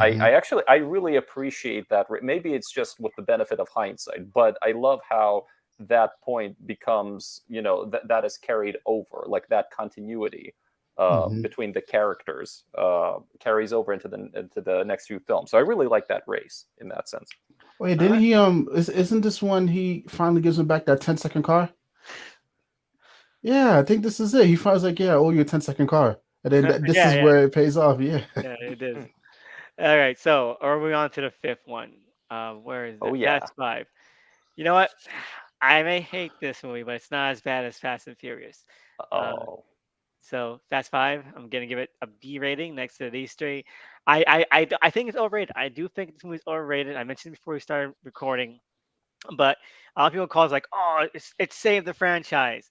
Mm, And like in a way, I guess because Fast and Furious is terrible and people still hadn't realized that Tokyo Drift is a masterpiece yet. So this being like the first fun one, I guess is what you could credit as like saving the franchise. But I think it also set the franchise down a bad path that is still struggling to get back from. I know I don't hate it. I just think that I think that it and Fast and Furious together make one decent movie. Um, but I don't like The Rock. I think that I think he's the best. Oh wait, no, that's Hobbs and Shaw. I think he's still pretty bad in this movie. Um, Sorry, I was gonna say I think he's the best he's ever been. No, that's Hobbs and Shaw. Hobbs and Shaw is actually really good. No, he is. I remember hearing that they wanted like an older actor for this role, like Tommy Lee Jones type, because they were trying to do like a fugitive, like they're on the run, being hunted kind of thing. And I feel like that would have been a lot more interesting than just The Rock as being like the tough guy. Then get someone old. This one like they have Mr. Nobody in the sequels. Get like Kurt Russell as Hobbs in this movie at least would have been really good. Oh, let them cook. Oh, I like that idea. Oh, keep cooking. Yeah, Keep that cooking. because you have like someone who's more grizzled, someone who has the more like maturity, who is more believe like I can outthink them. He's not like they have the energy, they have the youth, but like he's got like the mentality, the strategy, Mm. and I just don't buy that from Hobbs, at least in this movie, you know, or any of the movies. But it is fun. It's got a lot more intense action sequences. It's like where the action really does get a lot more over the top. Um, but and it gets more silly. It gets a lot more silly. Look, okay. With all due respect, Kurt Russell would not survive a fight scene No, with no. Dom and Toretto. I'm sorry, he just would not. In my vision, they wouldn't be a fight scene. It'd be like of the minds, all right, of the minds. Was there a fight scene between Harrison Ford and Tommy Lee Jones in The Fugitive? No. Well, maybe, but it's kind of like the Hobbs that we see in this movie. He's kind of like he's basically, at least for like I think the first half of the movie or like the first 2/3 of it, he's like the villain, really. Like I mean, he's like this. It's like I read some essays about these films, like some articles that I think made a very good point that they actually the later films really took out a lot of Hobbs's edge. Like Hobbs also starts out as this, kind of like this kind of like, he's like this massive no bullshit, like really, he's like scary sometimes, he's sweating all the time. He's just like, he's like an animal sometimes. He just like wants to rip your throat out or something, you know. And I mean, I love that part. I mean, I love like how they utilize him here, and he has like his own team and everything, and you see that like camaraderie. And I don't know. I think like he works extremely well here, and Mhm. and later movies I feel like really just kind of like they took all the edge off. They defanged him, so to speak. But I don't know. I could not. I would not prefer to have like a guy like Kurt Russell in place of Hobbs, because I mean, come on, they have like this amazing fight scene, right? Like I mean, they just like I remember somebody describing it early on as like King Kong versus Godzilla, and I don't know if I would call it that, but still, I mean, I they know. literally. I guess this is kind of boils down to whether or not you buy The Rock as like an imposing, menacing kind of guy, and I don't. I don't. I do. All right, I, go off. oh, I'm to go off. All right. Let's see. Uh, I'll put Fast. What is it? I'll put Fast Five in the. I'm gonna put it in the A section, because Yes. I think it's a more. I like the fact that it's like this is when everything kind of like boils over. Like you had Furious, well technically you had Tokyo. Let's go with Fast and Furious. You had that building up. You had like that nice setup. Okay, everybody's established. Everybody's decided. Okay, especially Brian. We're gonna hide out in Mexico. We're gonna be criminals. We're gonna live our lives, and then, you know, but because of that, they got the attention of Hobbs. It just feels like perfect buildup. I think The Rock was very menacing here. I think he was very convincing here also too. And I like the opposing side, is like because you had Dom's team and then you had The Rock and his team, and it was almost like a game of cat and mouse. And then when they brought everybody else in, like Tez, Roman, Han, Giselle, and then you just seen everybody kind of like conglomerate together. That was beautiful. Like just seeing everybody come together is probably one of my favorite parts of that movie. And then the big fight between Hobbs and Dom, I still rewind that fight every single time. I watch that fight at least like 5 or 10 times before I continue that movie. Um, and just them eventually learning to work together. Like I I did appreciate that, but also at the same time, I can't agree with Elvis because I think the movies after that took the wrong lesson. They took the wrong lesson from that. Absolutely. But if I'm just watching it as like a solo movie and I don't continue on, past, maybe like Fast Seven. I think it's great. I think it's a great boiling point. I really felt the family aspect of it, especially again because like you got to see the different portions of the Fast and Furious franchise. Han and everybody come together. So yeah, I like it. It was almost like a this for me. This felt like Infinity War in a sense. In this, I would kind of yeah. I'll call this like my Infinity War of Fast and Furious. Yeah. So if I can chime in, I think you make a great point about how this is the movie that brings everyone together, and that to me is really like one of its strengths. Because the first three Fast films, or they are very standalone pictures. They're very different movies. The Hmm. fourth one was kind of a sequel and a remake, of the first one, right?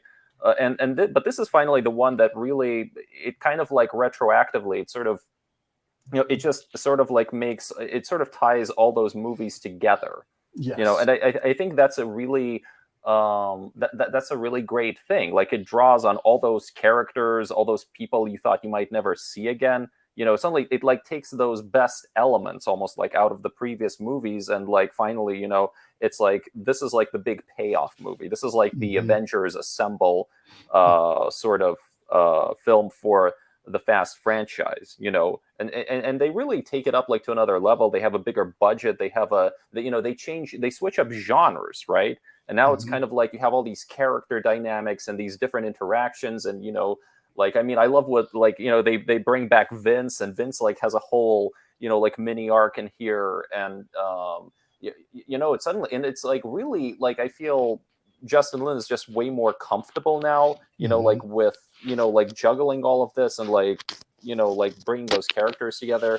Like, I and it becomes like this fun new, it becomes like a big like action heist film, right? Like, I mean, um, it's kind of like this thing where this is the movie where I think it officially became sort of like this big serialized, Fast saga. This is Hmm. like the real kickoff point of that, which is why I think a lot of people think it might be the best movie in the franchise. I would actually, I have a lot to say about the sixth movie. So, um, you know, Let's get to but that then.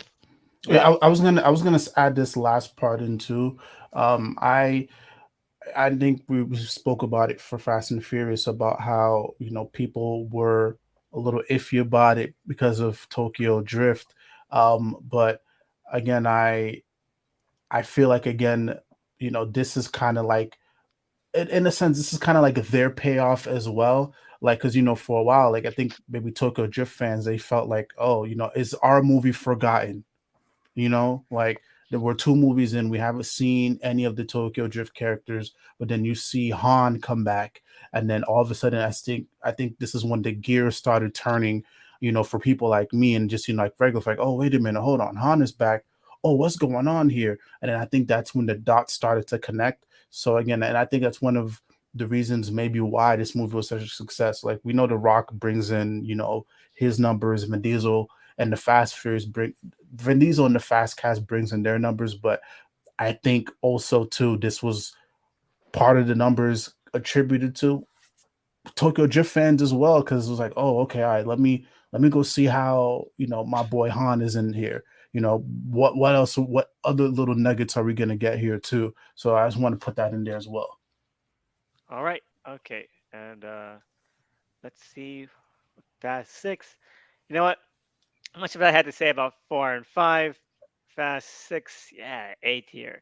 I love this one. I love it. It is. It's probably the My man. best. It's probably the best of the silly ass ones. All right. Like I know I'm really against. Oh, I hate the goofy ones. I hate the ones that are just over the top, ridiculous, exaggerated. They lose the hip hop edge. They lose a lot of that old school style and personality. It's all true for this one too. But at least this one has a really cool ass gimmick, and it's like Bizarro team, the Psycho Rangers, basically.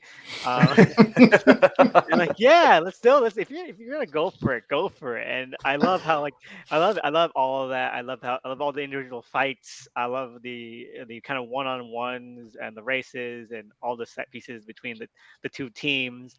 I think it's just an entertaining film, set within the Fast universe. Like I don't like that I had to go through like 4 and 5 to get to it. But I think that this makes a good case for itself on its own. Hmm. Like Tokyo Drift, it's like a fun little Mm. movie. You could watch it alone. Like yeah, it pays off plot beats from like 5 and 4, but the story itself is very self-contained, and I really enjoy it. Well, I agree with all of that. But also, yeah, like to me, this is by far the best. First of all, I think I like to call it Furious Six. I remember Justin Lin talked about how, yeah, I mean, if you look at the movie, like the actual credits are Furious Six. So he said, oh yeah, well, I wanted to call it like Fast Five and Furious Six. Anyway, so for me, this is the pinnacle of the franchise for a number of Mm. reasons. And one of them is that I think this is like the point where the movie is so comfortable in its seriality, and that, like this is like a big continue like series. This is like a big serialization heavy chapter of this whole saga. It could have been like the end of it. It really it reconciles the timelines. Finally, I mean, did we even talk about the fact that like they made a prequel trilogy because they wanted Han Yeah. to be like around, right? And like this is a movie that finally like now we got these two timelines. The timelines are they're syncing back up and everything.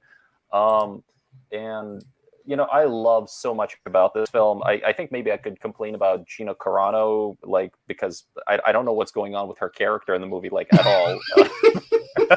Yeah. She was in this, and I don't remember her at Yeah, all. yeah, she was like on Hobbs. I remember everyone else, but She was on who? Hobbs's team. Gina Oh, Carano, like Riley. She was. who cares about Hobbs' team? Okay, I only Uh, care about the Shaws. Like, that's uh, all I care about.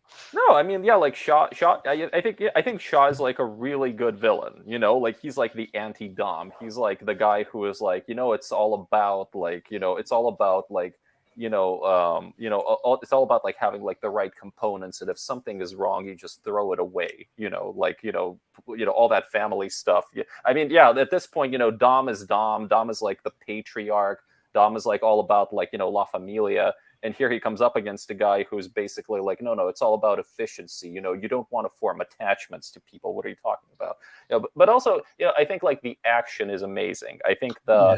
I think like they really and they really find this cool balance between just giving every character enough to do to contribute to the story. Like I think maybe Fast Five overall might have been plotted a little bit better here and there, but I love all the character stuff in this one. I love like how like what they do with Letty, and how they I mean, like, come on, like Dom like literally like he races Letty. Like there's a whole thing like where their race is like almost like this like kind of sensual dance, right? Like it's this amazing Hmm. sequence, and she starts like flashing back, and it's like them rekindling their I mean, I love all of that stuff. uh and I just love that final Right. battle with the Speaking plane. And speaking of all of this, right? At what point did Dom get Elena pregnant? right. Oh Right, shit. yeah, the timeline makes no sense, right? I mean, Oh because shit. because like the stuff with Han has to be like what, like 3 years later, at least per the seventh film, right?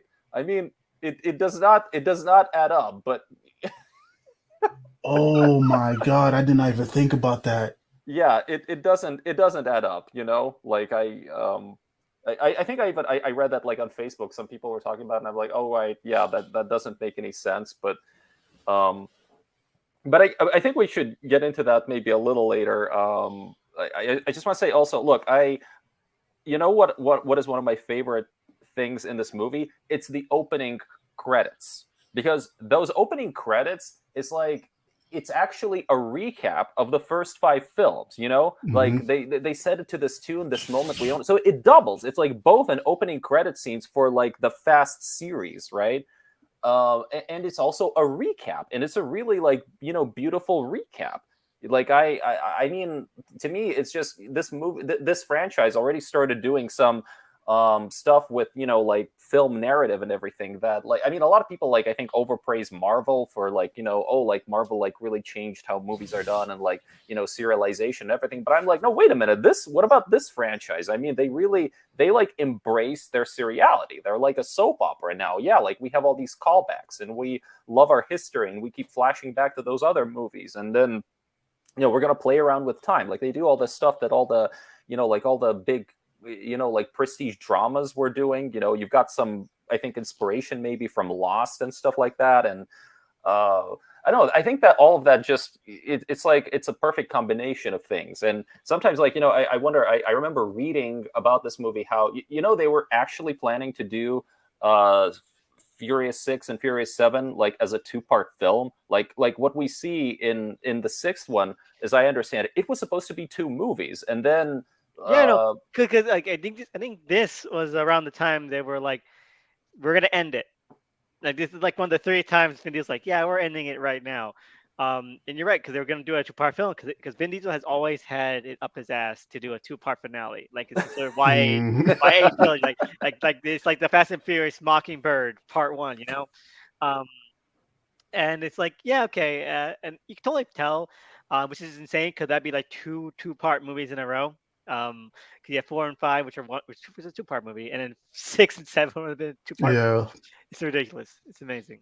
yeah, but I mean, I keep wondering, like, well, how would that have played out? Because then they decided to, I think, like, recombine that script back into like one big movie, so it's kind of like, I'm always like curious, wait, well, how would have that played out? What would have been, like, different? Because, like, would they have done the whole Deckard Shaw thing, at all at that point? Or, I don't know. But anyway, like, it's, I love how it ups the ante. I love how it, like, the characters become blue collar superheroes. Dom, like, can now fly out, like, do a Superman, like, leap, like land in a windshield or something, and he's still in one piece, like no injuries whatsoever. And it's so ridiculous, and it goes against the laws of physics.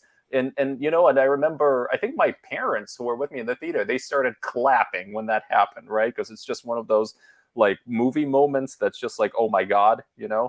um yeah, so sorry, I'm done gushing. I think it's great. Yeah, as for me, uh yeah, I'm gonna put that in. Oh god, this is a tough spot.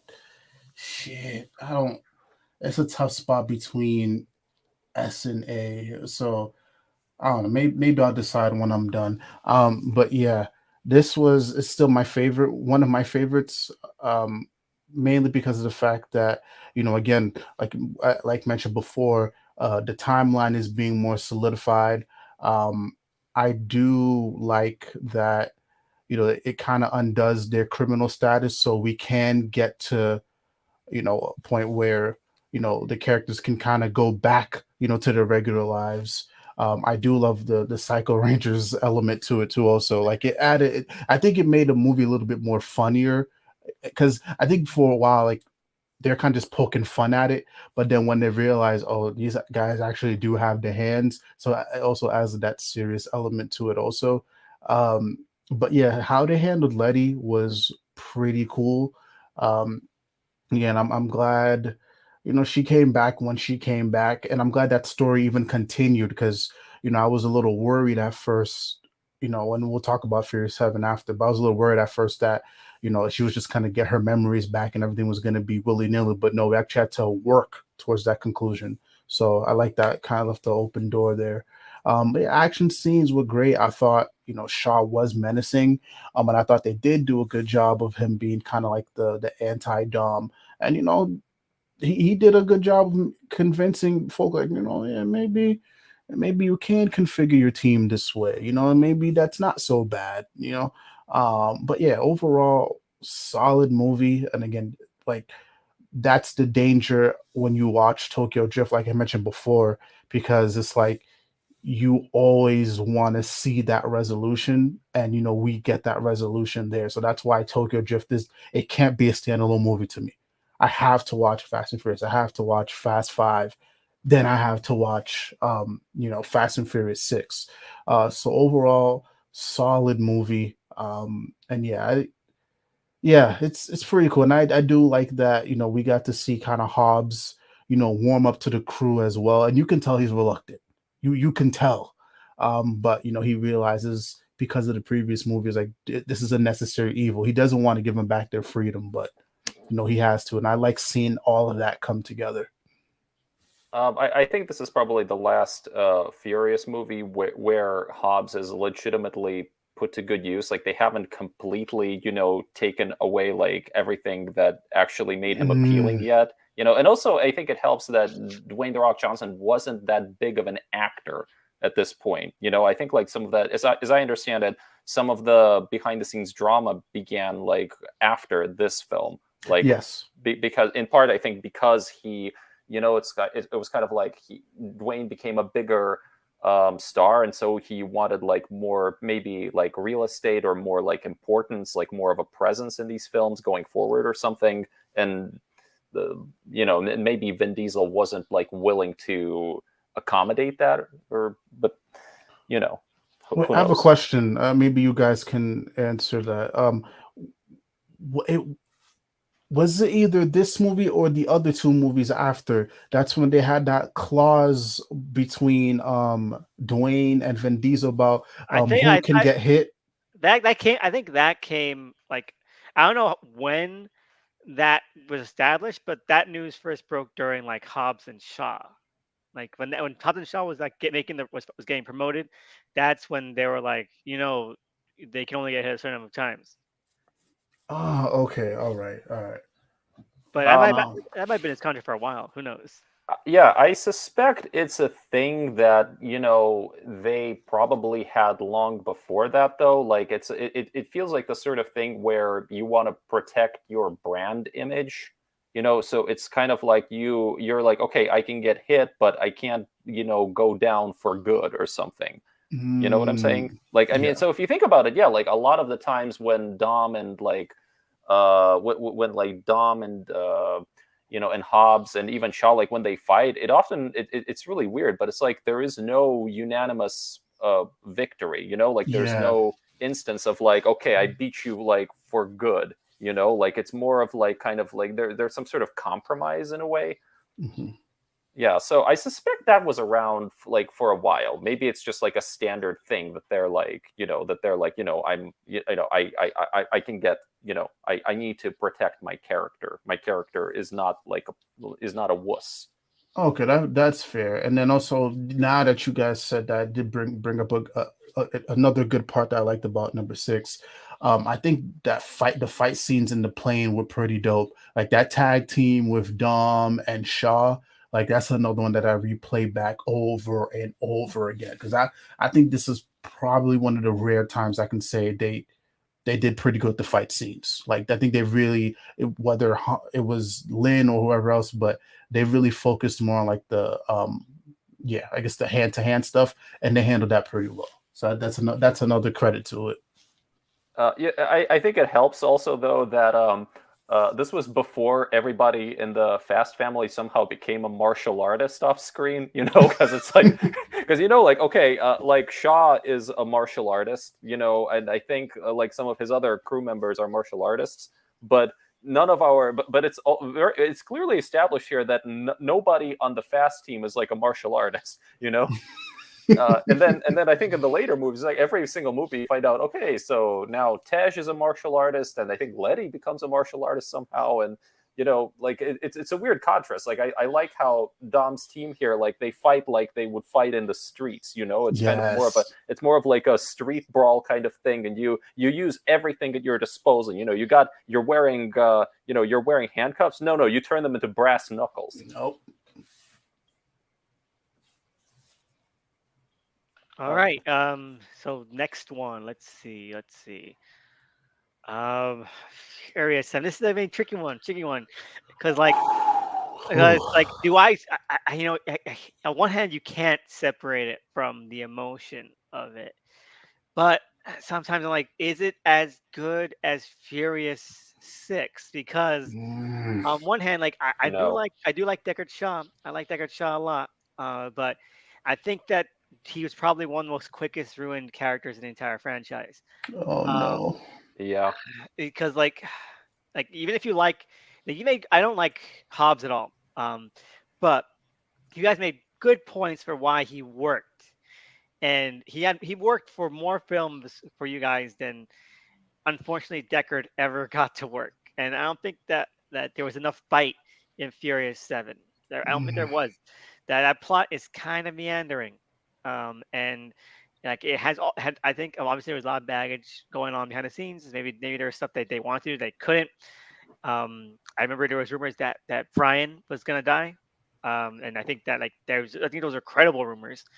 And they had to reshoot that so that he didn't die. So maybe that would have helped the movie. I know if Paul Walker hadn't tragically died in real life, that might have given this movie little more of kind of a dramatic core to it. Uh, I gotta give it this. I love it. It pains me. I think that the ending is amazing. I think that this, for now, is the best kind of jumping off point for the franchise. agreed. It's a fantastic finale. There's a lot of heart. The emotions are amazing in it. But Deckard and his entire plot, revenge plot, it never really comes to fruition. Like you're like, oh man, Deckard's going after them, but like no one dies. There's never really any threat other than Han, and Han we already knew was gonna die. Yep.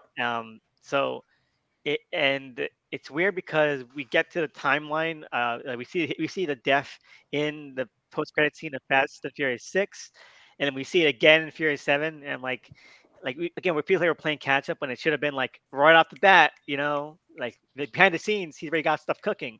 That should have been. I think if it jumped into like Deckard's plans a lot more quicker, or that it would maybe like they already were kind of being plotted against without them knowing, and then suddenly everything starts going horribly wrong. That would have been a lot more interesting, a lot more engaging. Mhm. But it just feels a little bit less interesting, and it's not as exciting as I think the movie thinks it's being. Mm. I will say though, I think the opening sequence where he walks out of that military hospital. Yeah, I put it like after Better Luck Tomorrow. Um, like I think that opening scene is really cool. I mean, it's like a single take, like that establishes just what a menace this guy is. Like what Mhm. he because he's like talking to his brother who turns out to be alive. Just crippled in a coma and stuff. But it really I think helps sell this guy as a credible threat. And it really and I love how he like leaves the hospital and you see all this destruction that he's brought about, and like he just literally just callously throws some people around, blows a guy up, like no, and but also I like that he gives this monologue, which gives you a very quick idea of who he is, and this notion that he and his brother were apparently, they grew up in an abusive family. They also grew up on the streets. They were, like really weak when they were growing up, and they decided to each in their own way, like sort of become strong and like take on the world, I guess, something like that. And I really so I kind of wish they had also maybe jumped into that whole thing a little.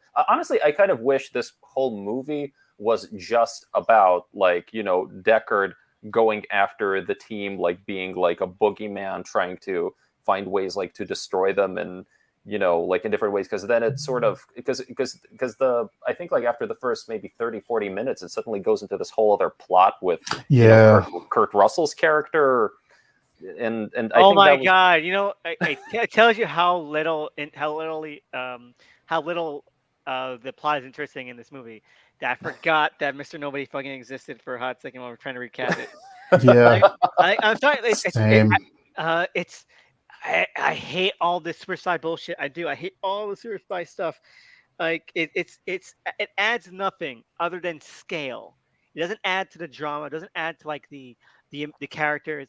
It just adds. Oh, okay. Now they're literally doing super spy secret agent shit. Like I don't care as long as this movie is exciting, and unfortunately taking time away from like the emotional like threat of everything is making it less exciting. Yeah.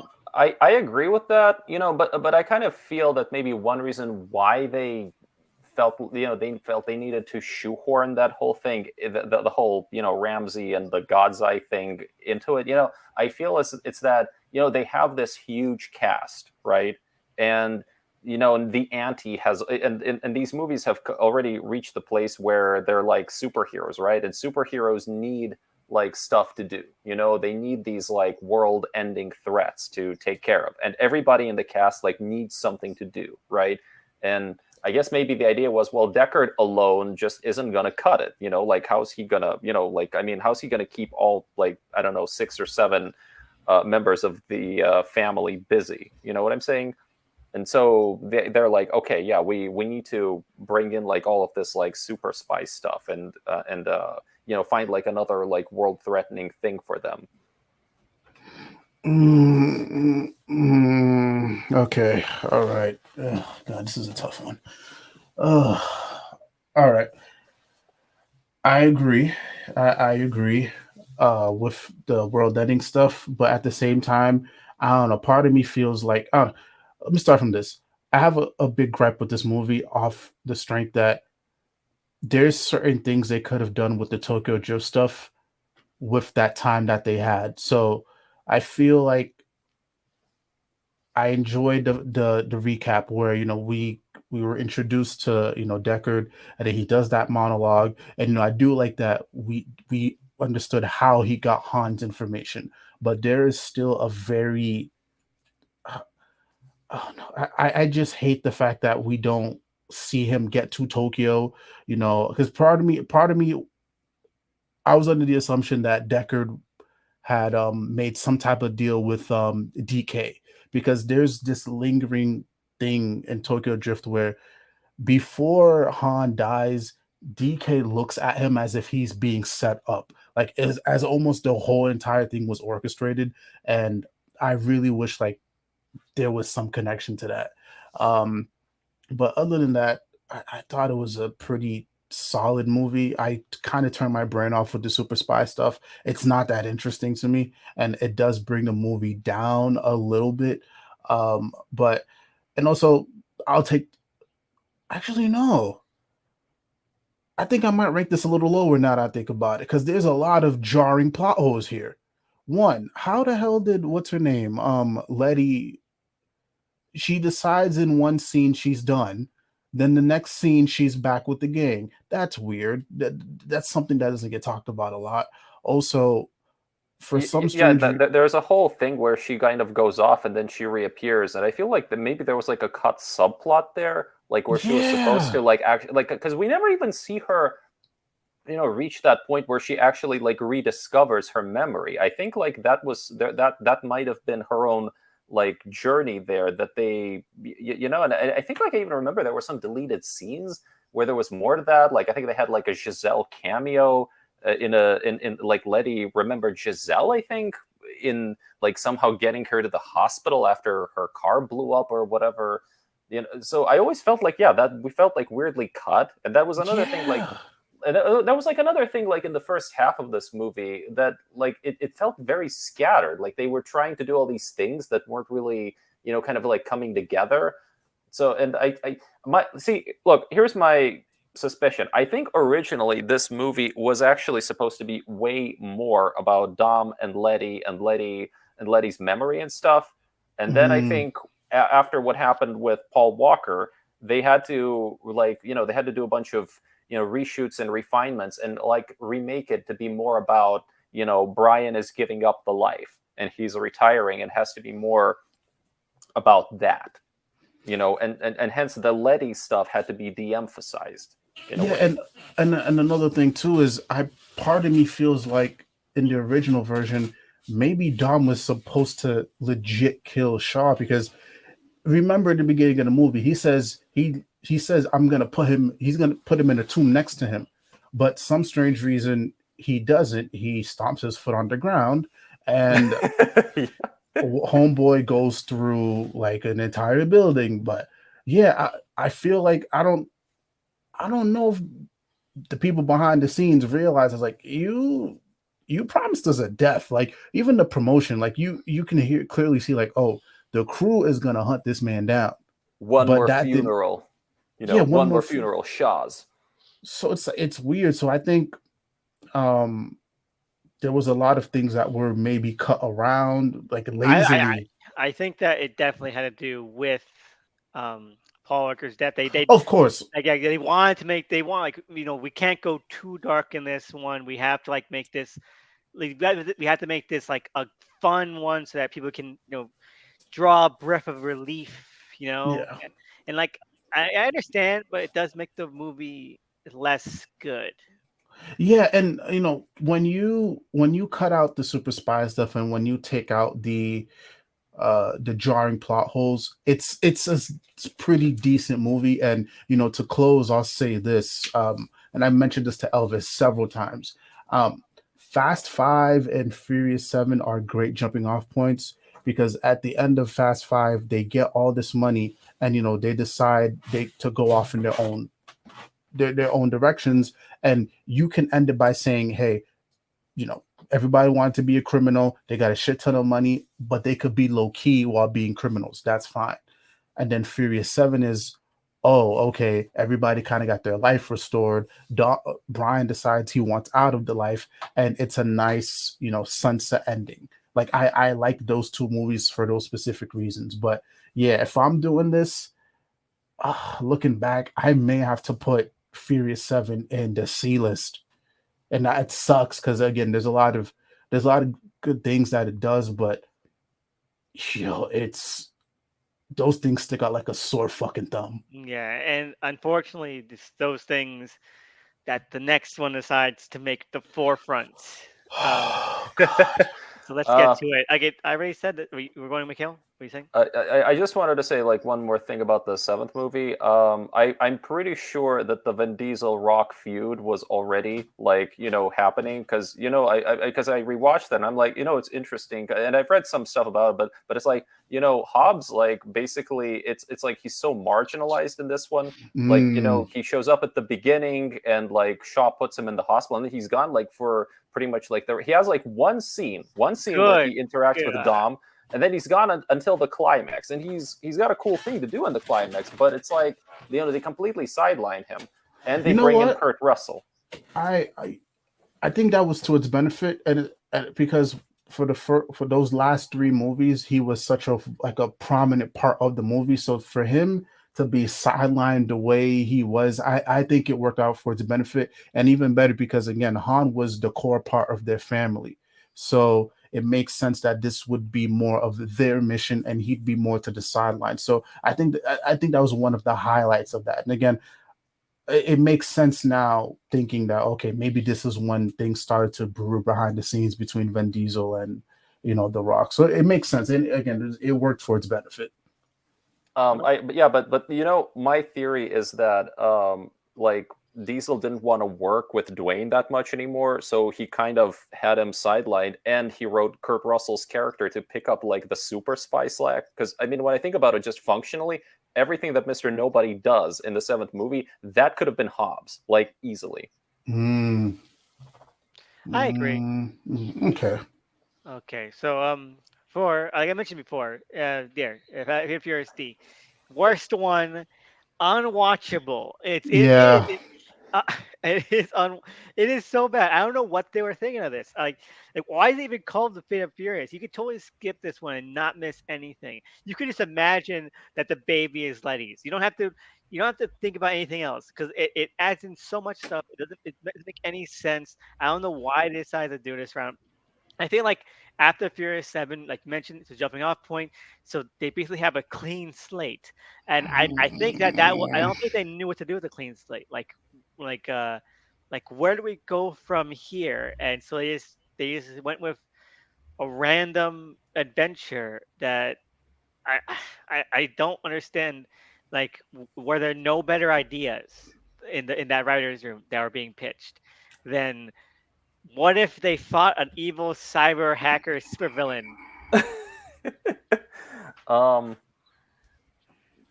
Well, maybe. She's tried so hard to go Yeah, with something. yeah. Well, look, I don't think it's like absolutely terrible, but yeah, like there's a lot about First of all, I will say I think I know why they call it the Fate of the Furious, because it's F8, right? Like, Yes. fate. But um and I think I kind of get what this movie was supposed to do in theory. Like, and in theory, it's like like, first of all, I would say this is really two movies in one.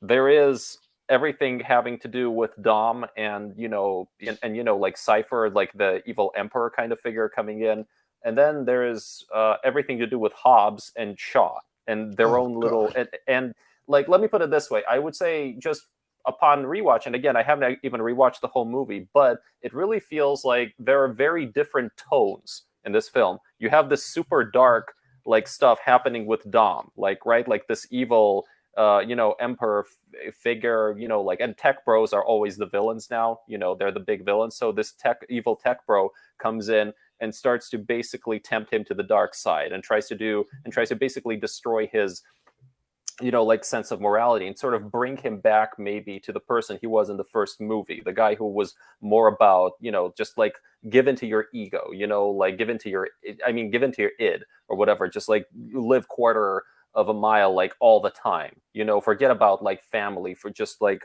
find that sort of Oh, I place, forgot. This is the one where like Vin Diesel's like yellow for like 10 minutes of it. Oh my! yeah, What was yeah. this movie trying to be? That's just a stupid idea. Well, it And was like, trying to be dark, no, but right? like, Like, we have your son kidnapped. Like that son shouldn't exist. So like, what was the they had to break space and time to make the story work. It's ridiculous. I Well, mean, I mean, come on. The timeline was already a little like loose and fractured. I mean, I like, with all the ages of the characters, and like how you have all this futuristic technology. I think in 2006 and whatever. You know what I'm saying? Like, it doesn't like really add up. And I think, but I don't know. I think that's like part of the charm. But I think like the part of the big problem again is that it's trying to be like two very different films. So you have like this sort of dark thing happening with Dom, but then like you have this sort of super light caper stuff happening with Hobbs and Shaw.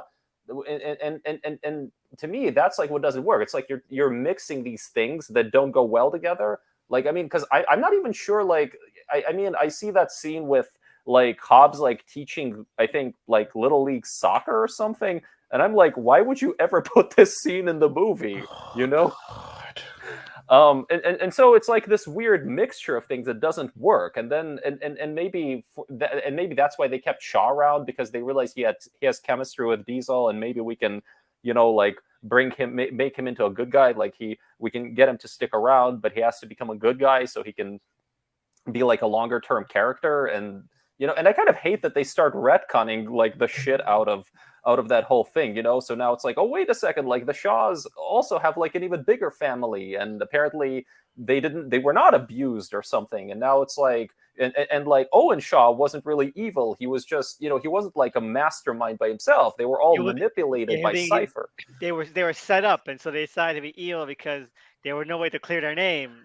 Oh, but this movie fucking ruins the Shaws in the quickest ways imaginable. I Yes. have no idea why. Like you could the Shaw like if you want to expand the Shaw family tree, that'd been a really cool idea to like keep things going, keep maybe build that up.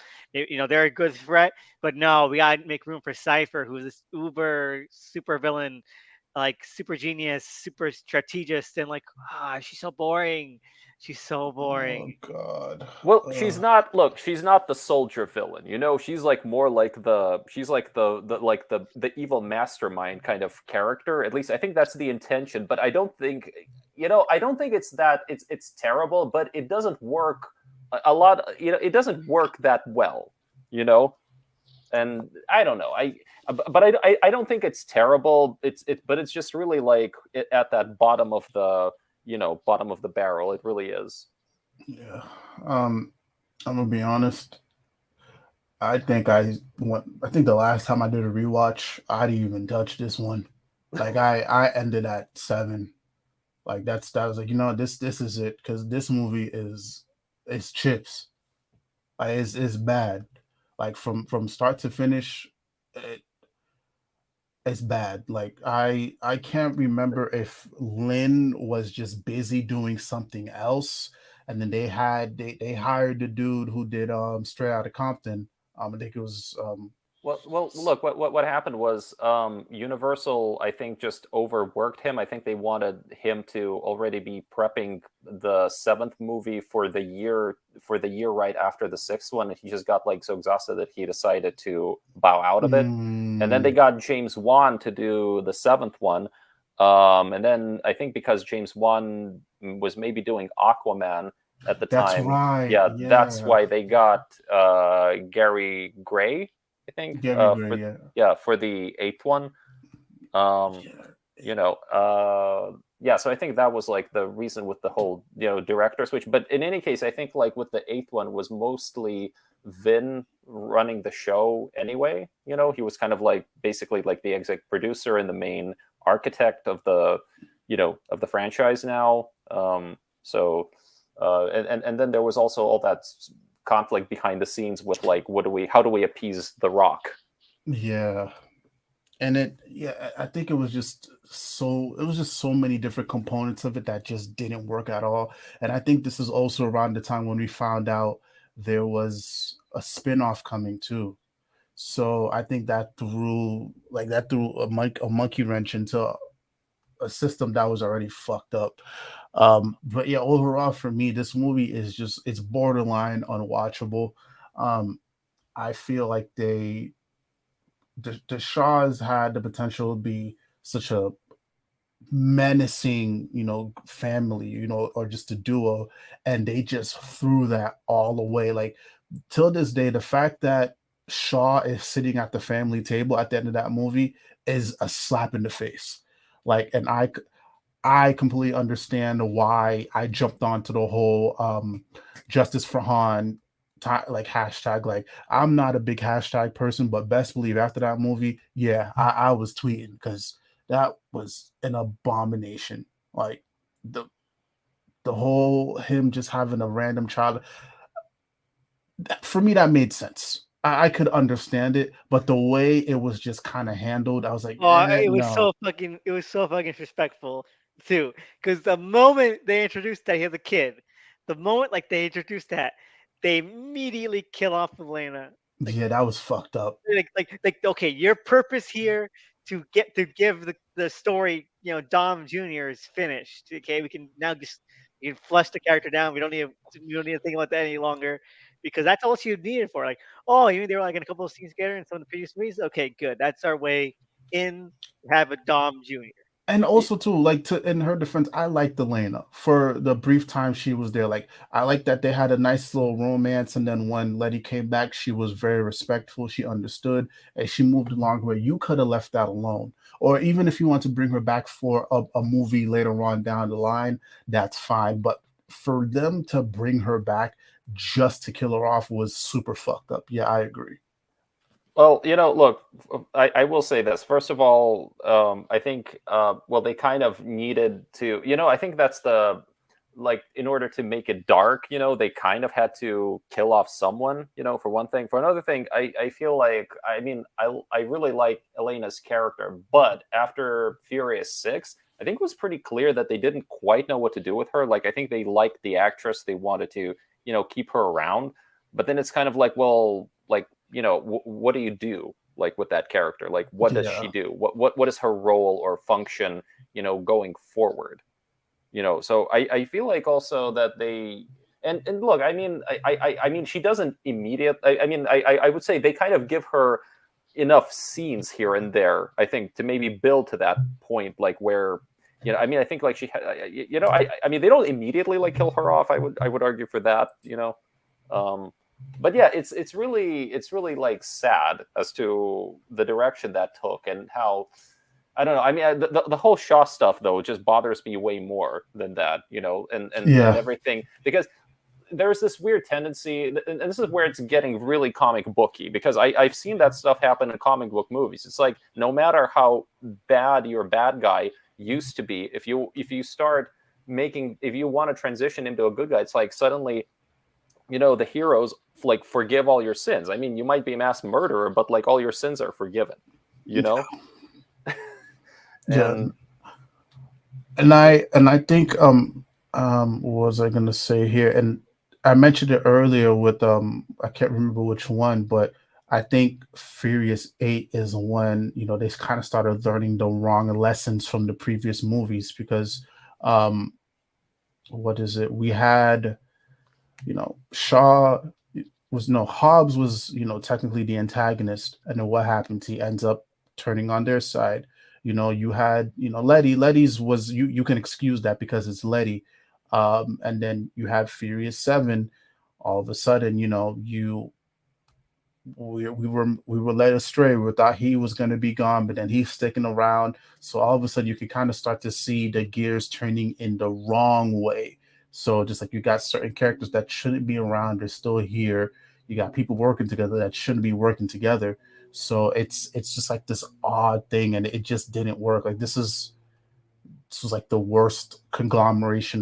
This is like the worst conglomerate of that here. Okay, look, I will say though, here's the thing. I really like the opening sequence in Fate. Like, because when they go to, I don't remember where exactly they go to, but like Dom gets into that race with the guy, so they bring it a big, they bring the street racing a bit back into Oh focus. yeah. Yeah, and that's a really cool sequence. And he ultimately says, "Listen, you keep your car, but like your respect is enough for me." And Mm. and that stuff was nice. Those opening, like the pretty much like up until the point where they introduced Cypher. Like I would say, yeah, that stuff was kind of nice. Yeah. And I wonder also because it's like I never got a clear answer on this. Is like, so was it always meant for them to do this amount of movies from Jump Street? Because that's what I remember Vin saying that in a Facebook post or something. He said the plan was to always do 10 or 11 movies. But now that I'm looking at everything that happened with 7, I'm starting to wonder, okay, was 7 really the end point, and then they extended it to 10, and then once they realized, oh shit, we don't have Paul Walker, and that kind of throws our story off. This is when things started turning into this weird comic book shit. I think that 11 movies is definitely bullshit because he's mentioned many times like different films that he thought or wanted to make the ending, but they had like keep stretching it forward. I think that Mm-hmm. he has like a general idea of what he wants the story to be, but that continually shifts and changes. Mm, Yeah, I okay. mean, like a lot of it, I think depends on, what worked in the last movie, what actors can we get back, what do we have under contract, what makes sense, like the box office.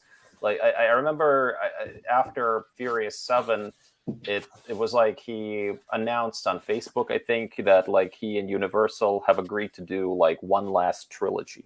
And then it's like, Mm, and that was before they knew what the backlash to movie 8 would be, and that was before also they're like, okay, we're gonna extend, and then they were like, okay, we're gonna extend the last one into a two-parter, so it'll actually be 11, but technically it's like, Furious X is going to be Furious mm-hmm. X Part 1 and Furious X Part 2, you know.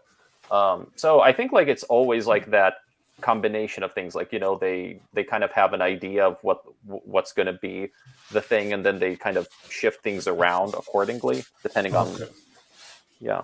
Yeah, and I remember Furious 7 made a fuck ton of money. Like, obviously, we know the reasons why, but yeah, I can also imagine Universal just like, hey, you know what? Let's keep the ball rolling because it's like you can either go off when you're hot, or you can try to see if you can do even better. So yeah, that makes sense. Yeah, I think Furious 7 might have been the only one that actually made over $1 billion at the box office, right? Yes, if I'm not mistaken. Yeah, because I look at the rankings like here and there. Furious 7 is still like on the top box office wise. Well, unless there's any more thoughts on Fate, Uh, which I'll now go back to uh, forgetting about. well, can I Uh, just make one last thought? Like, what about the cover art? Right? Can we talk about the cover art? Like when, because remember that poster where it's like, I think it's almost like Dom and Hobbs in the same shot, but not looking at each other. Like oh, it's you, almost you like, mean you mean that screenshot, or like no. they're at the cook-off? No, no, no, no, no. There was a poster for the eighth Let, movie let me look where at it. it's like they're looking in different directions. It's almost like Hobbs is like a jilted lover or something. It's kind of it was so weird. You Let me look. know. Oh, yes, that one. The one where like it's like in the dark. Yeah. Oh, it looks really bad. Unfortunately, Google has like ruined their image search. So I can't really pull it up. I'm back. Um, No, but it was just so funny to me, like when you think about it, because they don't, I don't think they really even share any, or at least like they try to make it look like they have some scenes together, but they really don't. You know, it's like, and the fact Wait. that they had that whole feud, you know. Oh, we're I had talking to step up for a second. What happened? we're talking about the poster. One of the posters are for Fate of the Furious, where I can't find a good resolution. Okay, screw it. It's just like Dom and Hobbs. They're looking in different directions, like all dark, and like it looks like they're sad at each other. Yeah. Yeah. Oh, yeah. And it says like no more family, no more. You know, the two Oh of them. God. Oh God. Anyway, let's move on to next one. All right, Hobbs and Shaw. It's better than the Fast and Furious. I don't think it's as good as any of these though. Actually, no. I'll put it here. Hobbs and Shaw B rate. I really enjoyed it. I think it's the best Hobbs was ever in these movies. Um, should it have existed? Probably not. Um, Yeah. I'm glad it exists because it got The Rock out of the franchise. Um, Well, like out of the it, mainline franchise. oh, he's never coming back. You think he's coming back? Never. They're not making a Hobbs and Shaw too. I've read that there might be, you know, that because of how Black Adam flopped, he might make a cameo in the last one. That's not. That's not. Same. Yeah, he might, but like I'm saying it's not gonna be like a Hobbs and Shaw 2 or anything like that. Um, and I really enjoy it. I think that this is what the super spy shit should have been relegated to. The side stuff, just Mm. onto the spin-offs, where they can get really wacky. And it's so ridiculous that like they introduced a super like villain computer hacker tech genius in like Fate of the Furious, right? And there's also a different super tech, super spy, computer genius, evil villain mastermind in Hobbs and Shaw, and they're not the same. They're not. You could have had one villain. Cypher could have been salvaged. If like Cypher was the villain in Hobbs and Shaw as well, and you know what? Oh. It would have made me like Cypher a lot more. Like okay, now we're seeing Cypher like doing some actual cool shit, but no, it's just some random like evil tech mastermind, And you hear about like Vin Diesel talking about, oh, my plans for Fast X Part Two was to introduce another supervillain tech mastermind. I'm like, what is with this guy? Like why is he so obsessed with this?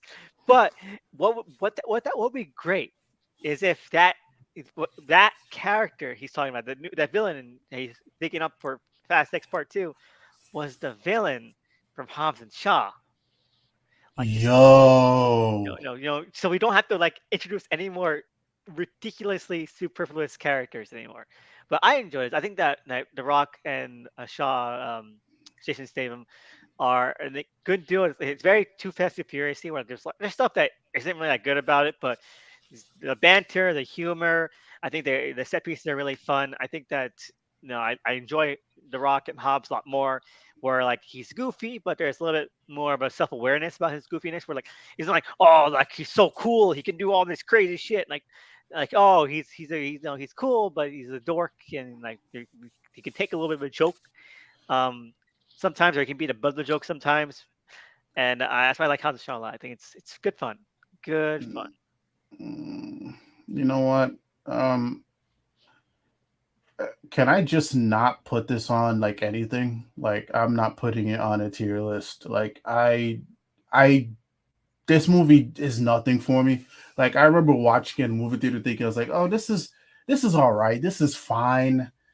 Um, but I don't know. It's not something I can ever revisit again. Like I've watched most of these movies like at least two or three, maybe more than 5 or 6 times, minus Fate of the Furious. Hobbs and Shaw was just like, nah, I'm good, bro. One time was enough.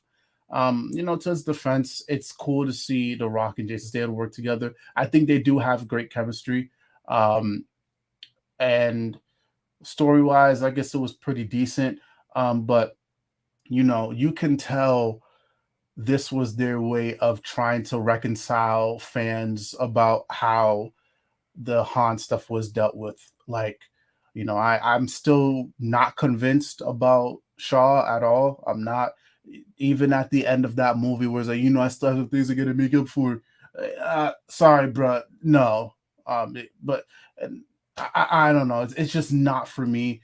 And I think this is really when I started to see like the decline, because Fate and the Furious it wasn't great, and then you follow that up with Hobbs and Shaw, which I think was just mediocre at best. Yeah, no, I don't even want to put Hobbs and Shaw on this list. Just it's a movie, bro. It's a movie. That's how I feel about it. It's a movie. I It's the Rock and Jason Statham just doing their own thing. No, I but can, I can agree. I can agree with that. and I Oh, go ahead. wait. I'll just add this in too. I do like your idea though. Like, maybe if we, what if they finished off the Cypher story in Hobbs and Shaw? That would have been cool. Or if whatever the villain for Hobbs and Shaw, whatever the villain was for Hobbs and Shaw, and then we introduced them into um the next Fast and Furious movie, that would have been great. Because again, you can tell they want their own universe. And this is around the time when everybody kind of wants to emulate the Marvel formula. We want to have like our own little connected universe. This would have been a good way to, segue into that, or segue from that. It's like either we're going to go into it with fast baggage, or we can take some of the baggage from our movie and we push it into the upcoming movie. But who knows? We did see Shaw and Han interact in the Fast X trailer, so who knows? But yeah, overall, I do not want to put Hobbs and Shaw in this list at all. It's a movie. I can agree. I know exactly what you mean. Personally, for me, Hobbs and Shaw is like, what if Fate of the Furious was good and not terrible? But also, it's really far removed because it is entirely super spy stuff. It Yeah. has nothing to do with anything else. Of course, there's the Shaws in it, and you have like the returning characters as well, like Shaw's mother and everything. But it is entirely a different genre at this Hmm. point. Entirely separate storyline, but I enjoy it. I was already off the train. I wasn't entirely on the Fast and Furious train at this point anymore. So this felt like a breath of fresh air. Like, okay, they can be goofy, but they can also be entertaining and not like make me want to jump off a bridge. So that's good. What about you, Mikhail?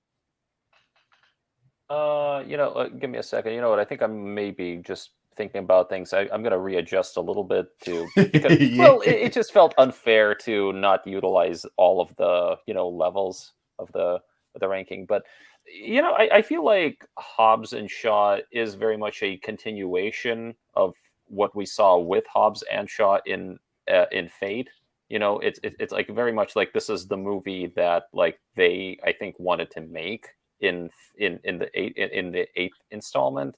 So now it's like they get to make a somewhat maybe better version of that movie, and it helps that it's its own thing. It's kind of contained, but honestly it's like it's very mid to me. It's like really just you know I mean I haven't rewatched it like in a while, but I remember like seeing it and being I mean it was okay. It's like one of those movies that you sort of see and it's like it's all right, but it's nothing. It lacks a lot of the things I would say that make the Fast and Furious movies special. I mean I often find that they're kind of maybe trying to imitate that a little bit, but I don't think they do it that well. And again, it's like it continues defanging Shaw and like defanging that Mm. family. I mean, it's like okay, wait, now he even has a sister who's also working for the government, even though he was kind of like a criminal terrorist psychopathic murderer for a while.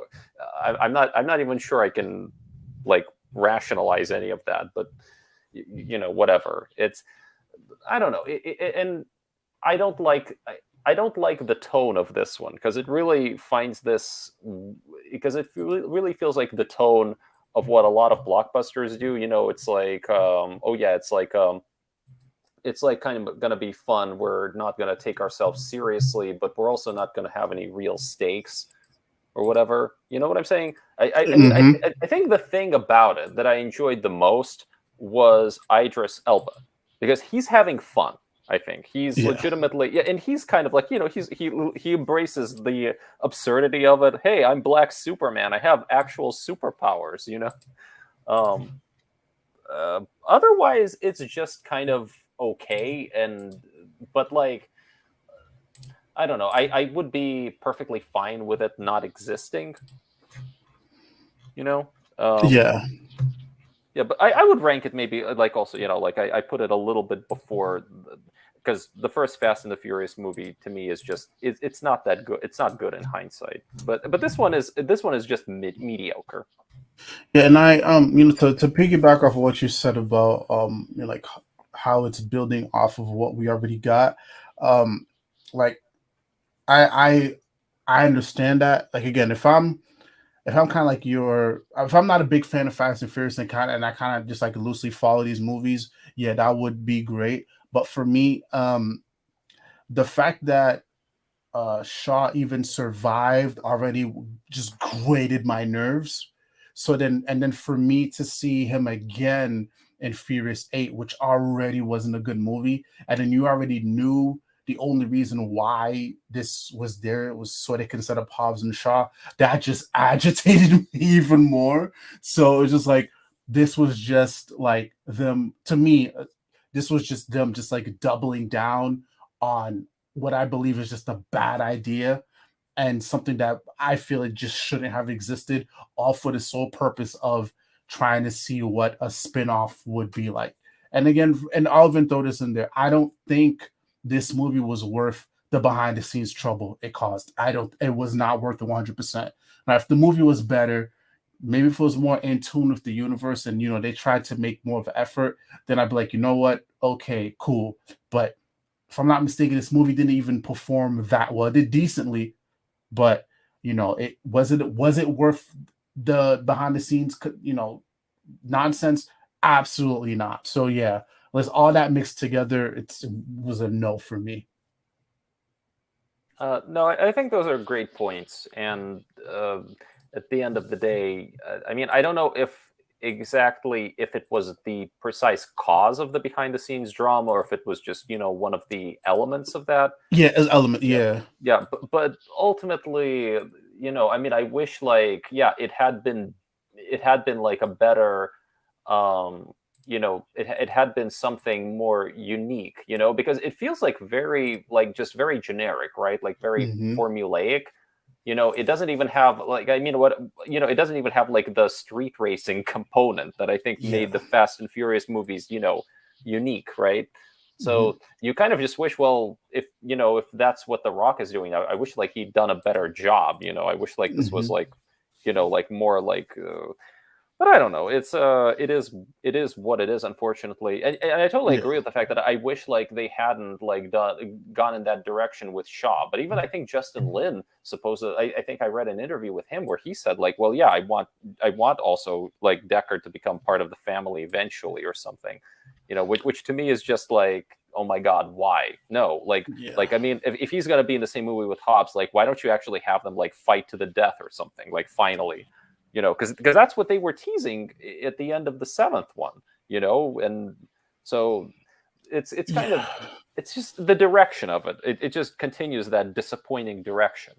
I think because I don't know. I feel like I know what interview you're talking about.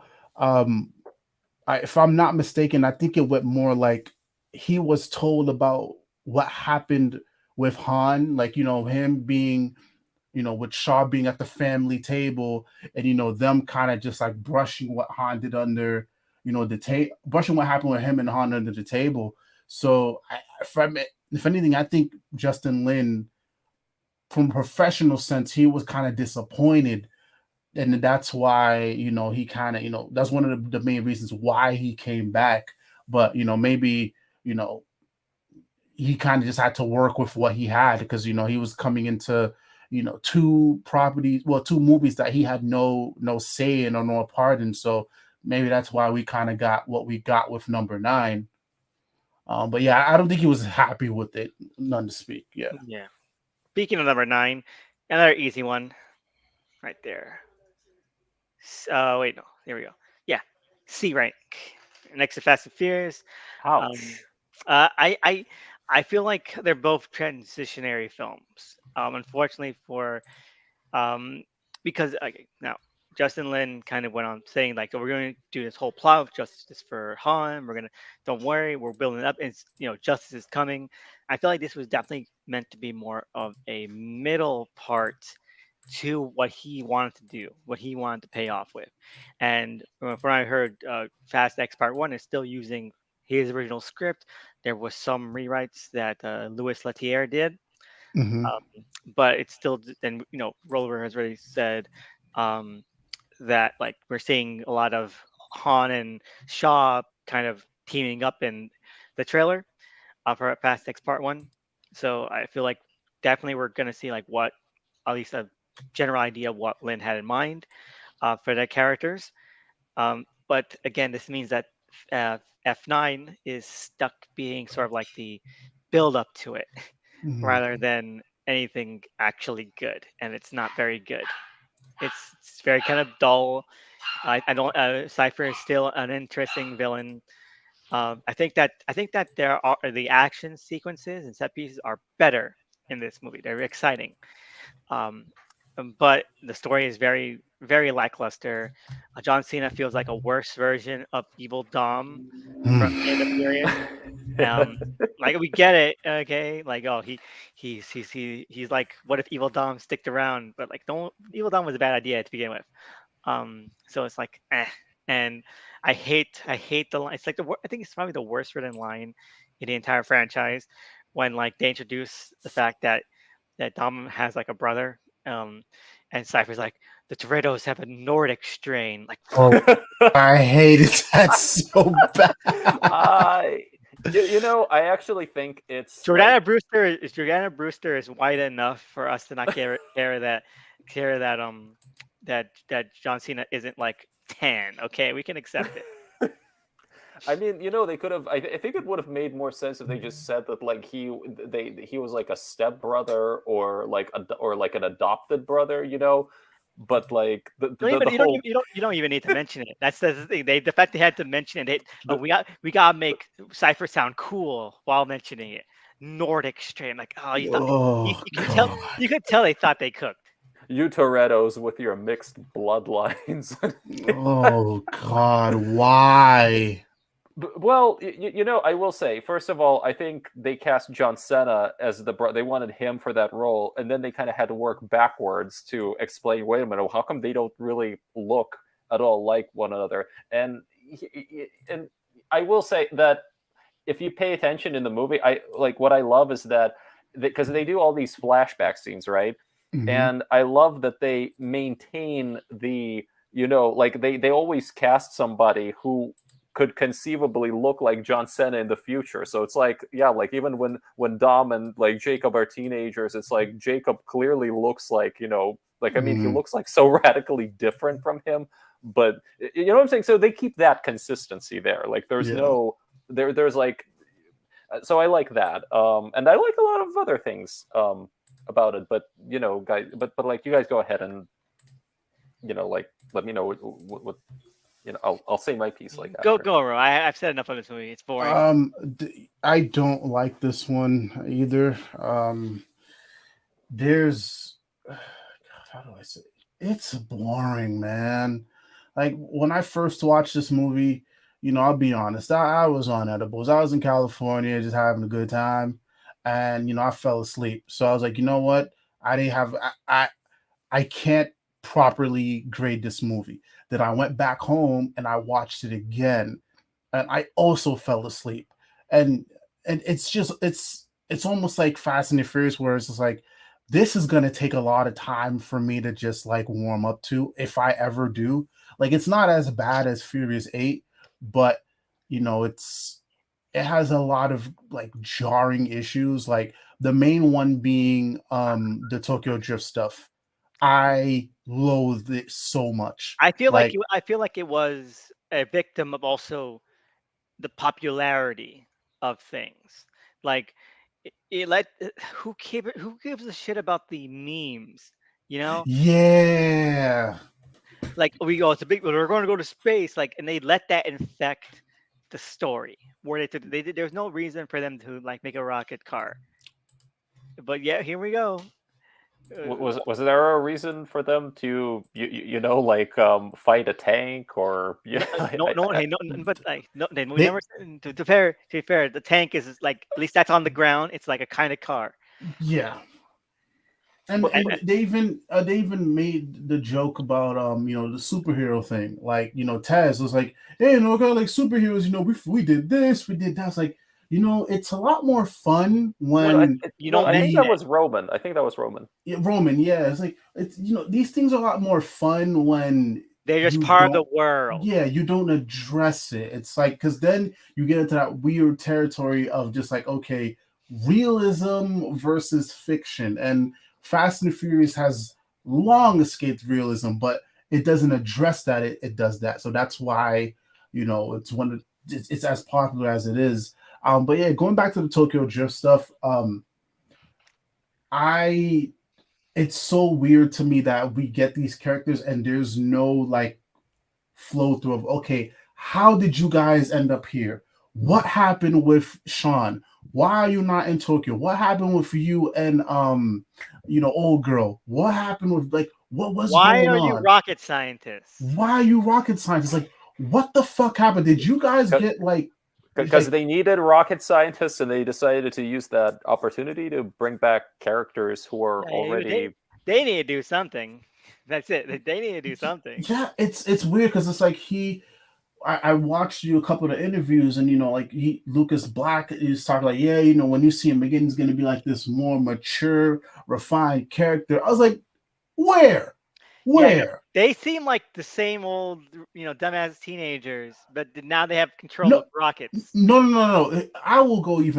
I'll even say worse. They I are feel like worse. they've regressed. Yeah, because like they're like just laughing and goofing around and chomping on like potato chips. Like, yeah, we got rockets and like, in what feasibleness does any of this make sense or work or have any impact? Yeah, and then that brings us to my other point. As much as I was a big proponent for, justice for Han, I'm sorry, we could have done without Han. Maybe that was a mistake. Maybe that was a mistake because what Oh, that does. the way they explain it is the worst thing. Yeah, because here's the thing, right? Um, What? He teleported, it's like now, How did he do it? so the it's problem, magic, it is magic. It's Kurt Russell magic, like Kurt Russell can teleport. I mean, like Deckard was teleporting in the seventh movie, so like Kurt Russell, maybe he has some technology that can, help you teleport at the right time. Go, Ro, go.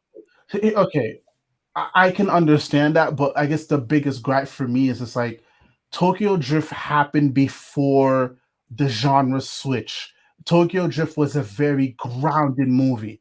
Like again, it would until Vin Diesel pops up, it's its own separate world. Like it's its own separate thing. Like for me, it's two different genres, and I get that later on we are shifting genres. It's more like a cyber tech, action thriller. That's fine with me, but I feel like if you were gonna explain that, it shouldn't have had any of those shenanigans involved.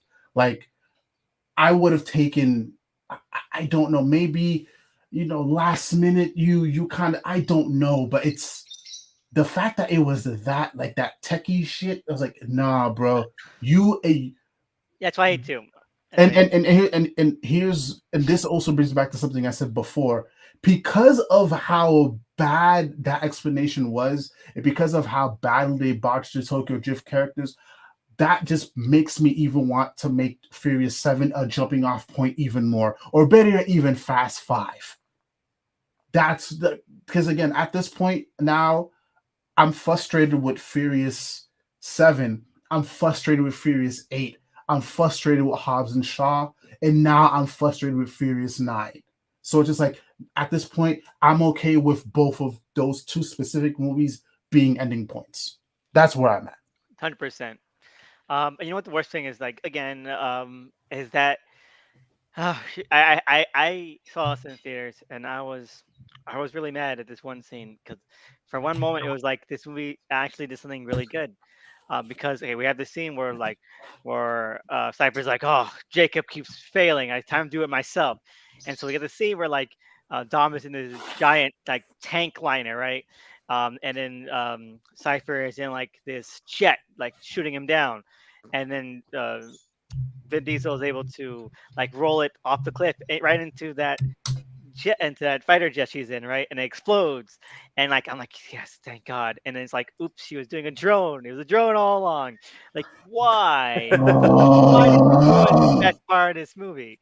The fact that Cypher was dead, like I was excited. You had me on your team because I knew at that point they already said like Fast X is gonna be our final one.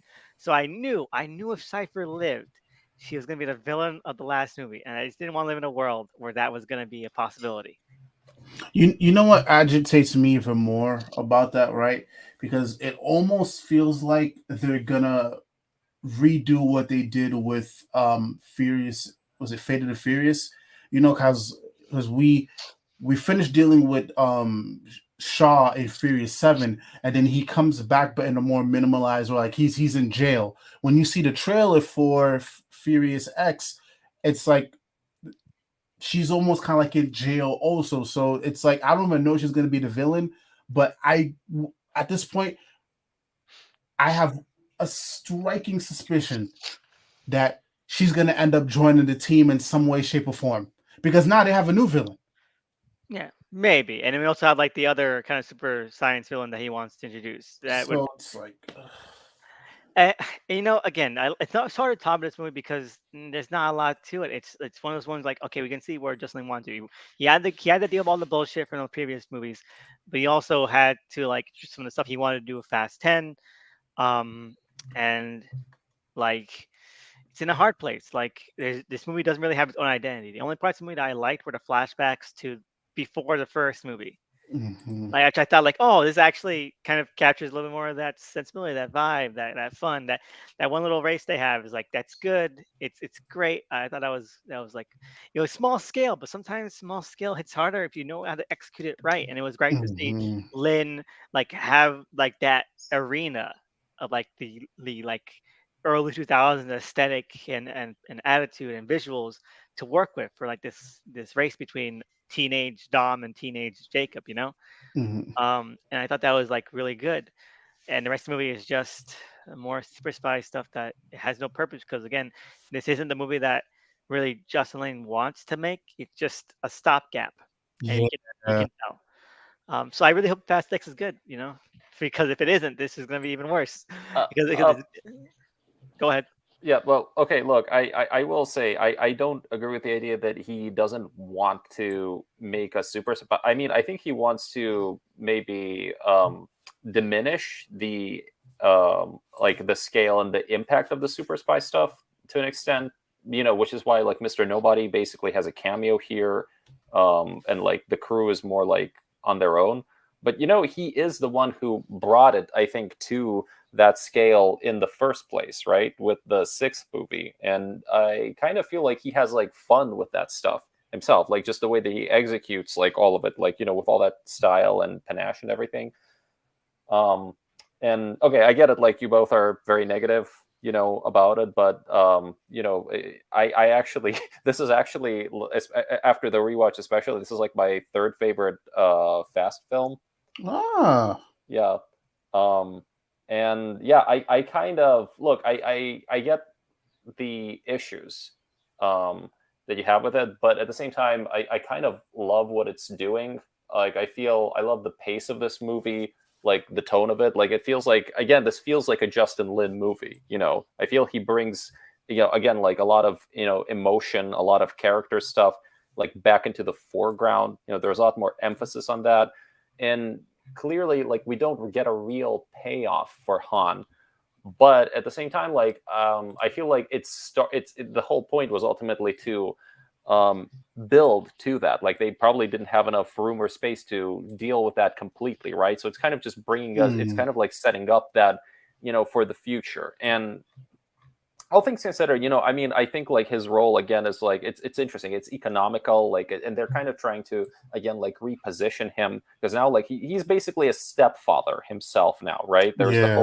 There's a whole new little girl that he's been secretly raising, like in Japan, I guess. So now that's like his new direction. It's like now he's like older. He's like now a father himself in a way, and and I love like what he brings like to it, like he brings us back to Japan and he brings back like that, um he brings that dynamic. Okay, I get it, like, right, like there's all the rocket scientist stuff, but look, here's the thing, I kind of love that part of the movie, but mostly because I feel they sell it on an emotional level and they do it through Roman.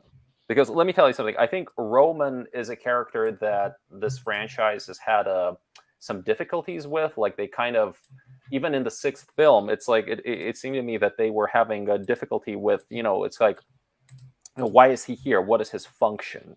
Mm, Because in the fifth film, it was pretty clear they needed a guy who could really bullshit. And then in the sixth movie and seventh movie and even the eighth movie, it was more like, well, he's just around because he's part of the crew. But it didn't feel like there was something that they were truly trying to like really like do with him. And in this mhm, movie, it's like they give him, I think, a legitimate like role, like kind of an arc there, and he basically becomes Deadpool. Like, and I think that's cool. Like he grows, like he's already been growing kind of meta. Like even in the sixth film, he was the one pointing out, wait, these guys are evil doppelgangers, right? and mhm, and in this movie it's like he's basically, wait, what is going on? Why is reality, what is reality, what is it with the world? Why am I still alive? How am I still, guys, have we really been through all that stuff? That is like messed up. It doesn't make mhm, sense. Are we gods? Are we invincible? Like, and I feel like that's kind of cool. Like I love how they utilize him here, right? And it kind of like, and yeah, like as absurd as it is, they still keep trying to like sell that emotionally. So eventually it's like, he's like out in space, and he's like, you know what, maybe we were always just lucky, but like let's just like go out on top. We can do this. Like I don't know. I feel like they sell all of that like absurdity. I mean, I think it's fun and it's funny, like, right, all mhm, that space stuff, like the Chinese find them and they're like, wait, why do they look like minions or something?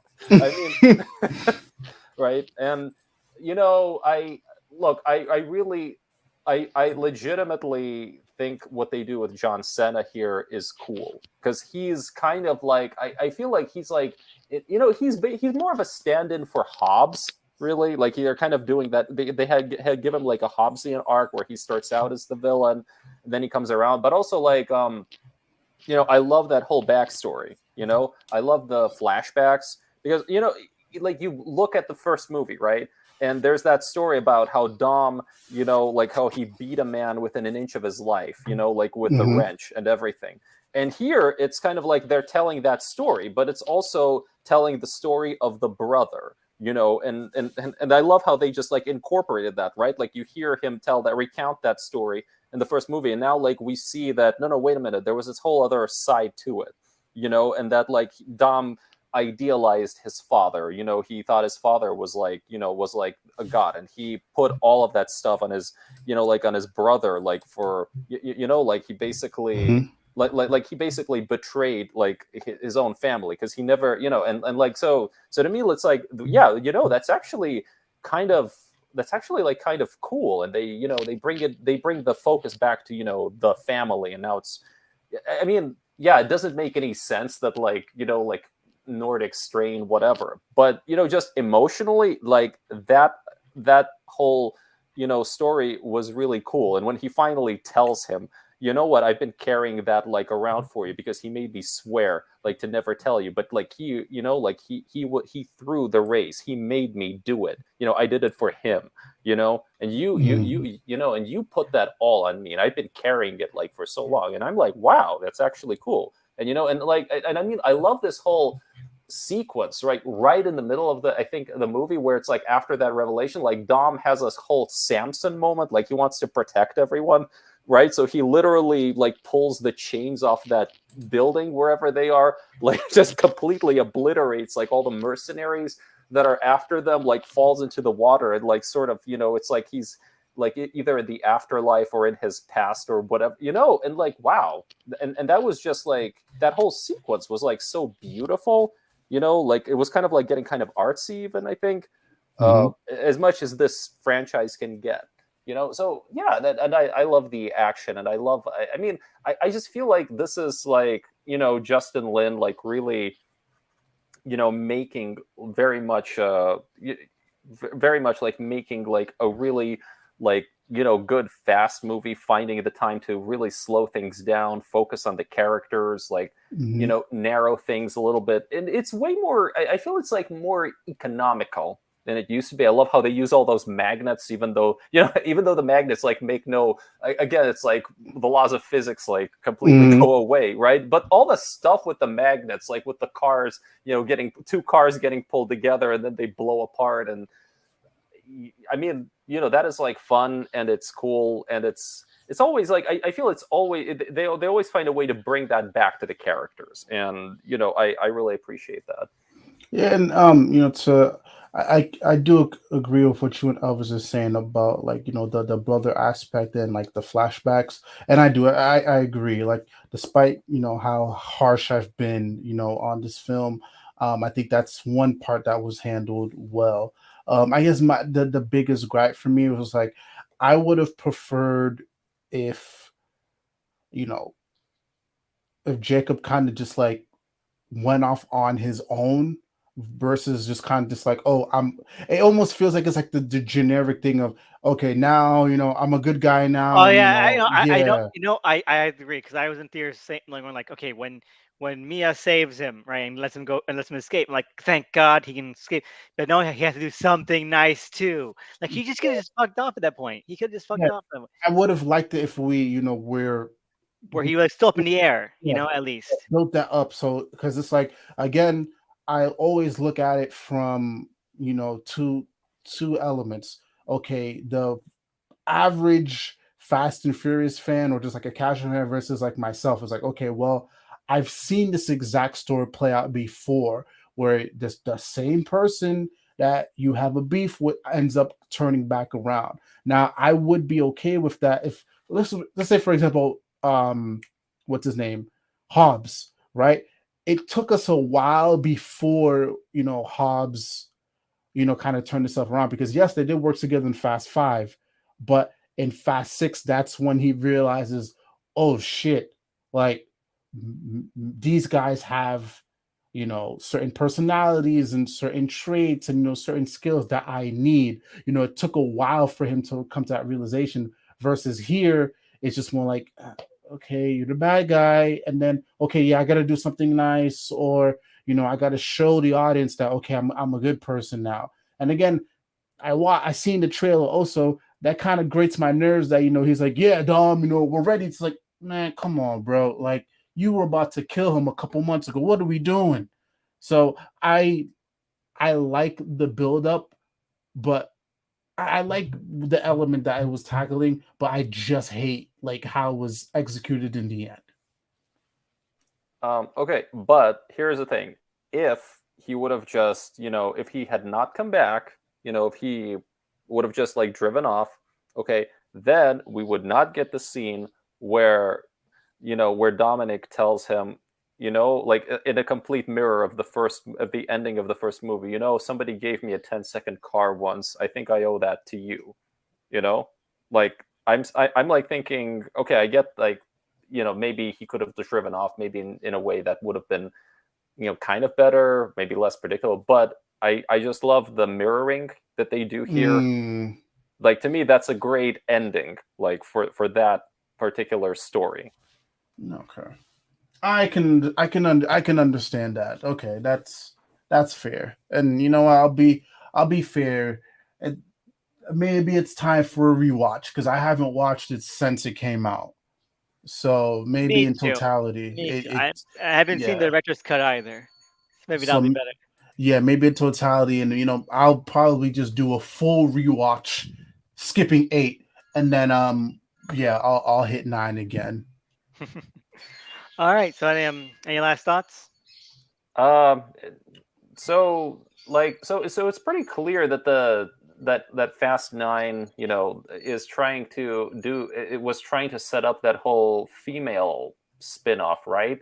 Oh Like I mean, yeah, yeah, yeah, because I remember because they had that whole team of uh women rescue Dom, and I think like the one of them has an extra scene in the director's cut. But I don't like remember everything. It's like so because like there's the fact that they introduced like that L, I think, like Han's stepdaughter, right? So they're hmm clearly building up like a female team or something. I if I remember correctly, I remember there was the article that came out. I think it was Letty's Michelle Rodriguez was her name. If I'm mistaken. Yeah. So she had mentioned like, yeah, you know, we want more women representation. You know, we and I think at this point, maybe I think this might have been after Hobbs and Shaw. So I don't think that movie did that great. First of all, I think it did well enough for them to justify a sequel. But I think kind of to compensate for that, we saw more women action scenes. You had, what's her name come back, Jordana Brewster come back. We were introduced, to the young lady that's attached to Han. So I think we're going to be seeing more of that because let's be fair, a lot of these, hardcore action scenes, they are male driven. So I think kind of to compensate for that, because I don't think they're gonna ever get a full on movie. I just don't see it. But I feel like we're gonna be seeing more women take charge. Maybe instead of Dom barking out all the orders, maybe we'll see more of the women take charge and like give out orders and just like be more in the forefront of the fight scene. So I think that's kind of how they can compensate for that. Hmm. Okay. Well, maybe I don't know. I'm constantly confused by are they working on spin-offs like or not? Like what's actually in the pipeline? But just like just rewatching that, I could swear that like I can almost feel like they keep bringing in like more like what like I thought. Wait a second. So what is this thing? Was this ever set up before? Like like when like they all Mhm. remove their masks or something when they're when like Interpol is transporting him, they all remove their masks and Mm. and I'm like, wait, so is that the team or something? Was that already established? Like, what's going on there? Yeah, I think it's more like a wait and see thing. I mean, who knows? I could be totally wrong, and maybe they are setting something up for like a spin off or a series. Who knows? But yeah, I think again we have what, two more movies after this, the one that's coming up and the one after. So I think there's more than enough time to really hone in on the the representation aspect, because I do agree with her. I see where she's coming from, and I think whether it's Lynn or Vin, I think they're gonna try to do their best to make folk happy on that end. Okay. All right, sounds Um, good. yeah, like okay. So, what about? Should we talk a little bit about Furious X? I not the trailer per se. I think time's elapsed on that, but I do want to bring up one thing. All right, because Hmm. I think I've hit on what Vin Diesel wants to do, and if he does it, it's gonna save the entire franchise. It's like the perfect thing. Okay, so I think part of the reason why, like, hey, introducing Dom Jr. and the whole thing with like Fast in F9, where like he gives his son like the cross and all that stuff, is very much setting up like the next generation. Like, there's a legacy going on here. Like there might be Yeah. like maybe down the line, the name it goes on, the family goes on, that kind of thing, and then you have video talking about how the villain he has in mind for Fast X Part Two is gonna like introduce like fully AI self-driving cars, right? And basically like Dom takes that as like taking away people's freedom and like removing the heart from racing, all that kind of stuff. And so I'm thinking like, what if like the entire thing was just gonna end up being an adaptation, right, of the tall tale of John Henry versus the machine, all right? Hmm. Like the steel driving man, he like Yeah, mines that quarry, that hill, and all that stuff. He pickaxed that rock, and there's a steel driving machine, and he like races it, and he wins the race. He shows that that you can't really strip the man out of like actually doing the work. He beats the thing that can do it on its own. He beats the automated machine, and then he dies winning. So I'm thinking like, what if that's Hmm. what Fast X is going to be about, or Fast X Part Two? That would be kind of Hmm. cool. Yeah. And I can totally see the idea of a legacy sequel with all of the kind of newer characters that have been brought in like lately. I'm also like wondering, well, wait a minute, how old is Brian and Mia's kid? Like, and Yeah. like, because I can totally see him and like Dominic's son. I think his name is also Brian, right? Like, Yeah, so I can see like that becoming a thing in the future. Right. In regard to the AI stuff, I mean, I'm not sure, but in Fast 8, wasn't like the very idea that like Cypher could control cars yeah, but already? she's controlling them. So I'm thinking like this like self-driving tech. Maybe it would be like a better version of that because that was only for like one scene. Mm. It wasn't really utilized, and I feel like it'd be pretty cool to like end the series on like a race. You know? Hmm. Like a race between Dom and an AI Yeah, controlled car. yeah, Oh, okay. Huh. I mean, maybe, yeah. Like but like my impression was that, well, isn't Dante supposed to be like also the villain of the last movie? Because it's supposed to be yeah. like a two-parter. So wait, are they gonna take him out in part one then, or?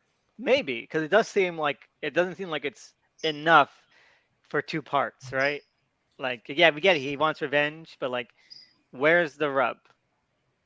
Or maybe like he funds or someone is funding him. 'Cause, Hmm. like his backstory is that he was just worked at the bank that they robbed. So like, where's No, no, no, no. He's the son of Reyes. oh, Yeah, he's like that guy's son. That's why it's like they took away his empire. They took like he was even in the car apparently. Like he got knocked out, I guess. that's But so before, stupid. yeah, and like before, like he got like thrown out into the sea, I guess, and then he was probably in a maybe he was in a coma or something. I don't know, but like yeah, but his father was murdered by Hobbs at the end, But he Right. blames the yeah. I don't know. I keep like imagining like like a really like if Hobbs actually made a cameo for the 11th movie or something, like wouldn't it be cool if that opened with like like Jason Momoa hunting him down and actually killing him? That'd be cool. Yeah. Because like I mean you got to establish this guy as a credible threat, so he has to maybe take somebody out. I don't know. I know. Hmm. If they do keep Jason Momoa around, which I don't think they will, I don't think that that's enough story. But I think that he would lead into this other villain that Vin is talking about in interviews. Mm. And so I think that'd be cool. I think that I think that if anything, I'm not saying like legacy sequel per se. I think that maybe there would be like a time jump, like ending scene or a mid credit scene that shows like, okay, it all worked out. Like like we see like the defeated kids as adults or something. Yeah. Hmm. I don't think we would wait. I think that they would. That's how you would have like a little time skip. You know. I can That, see that it.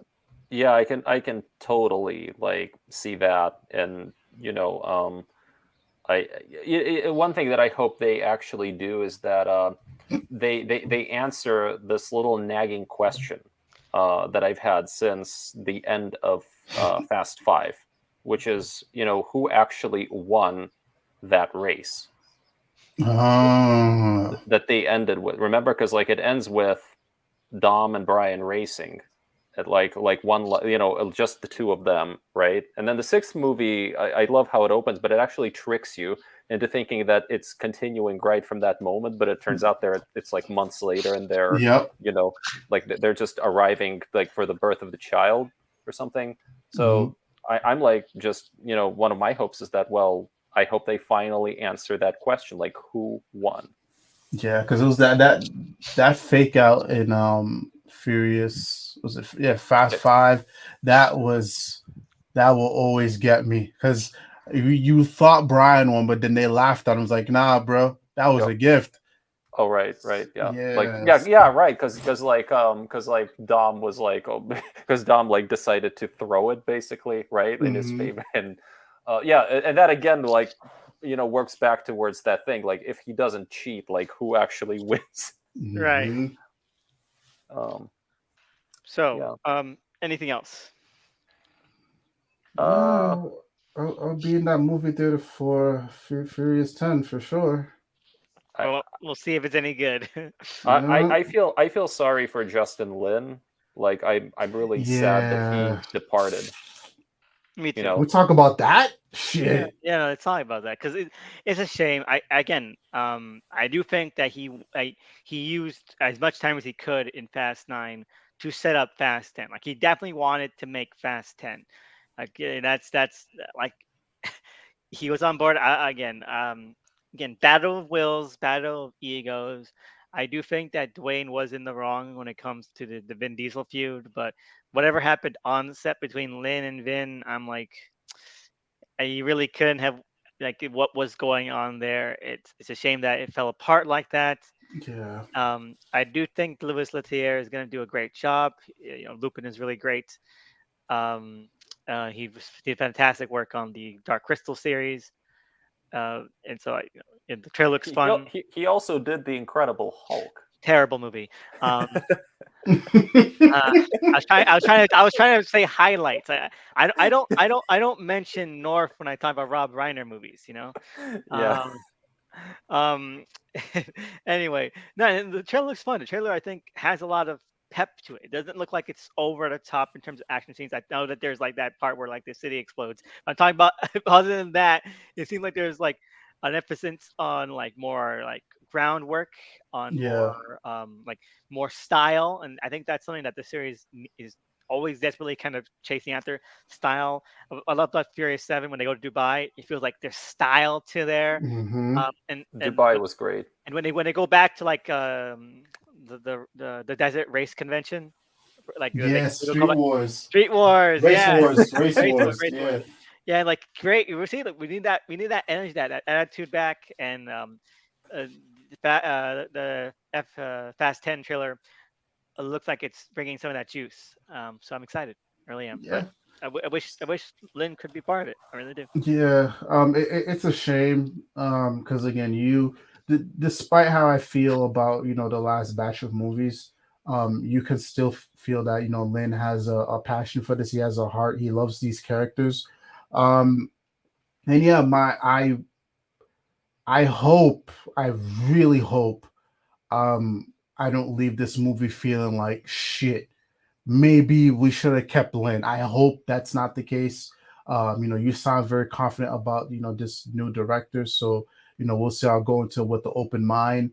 But yeah, it's always sad when when egos and all that stuff gets in the way and people have to leave projects. And salute to Lynn, because again, if you he said he had to leave for his mental health, and I will never fault anybody for that ever. If this movie ends up, being shit, you know what? Whatever. I'm not gonna fault Lynn, and I'm not even gonna fault the new director, for coming on board. I can't, because it just seems like it was just a terrible situation all around.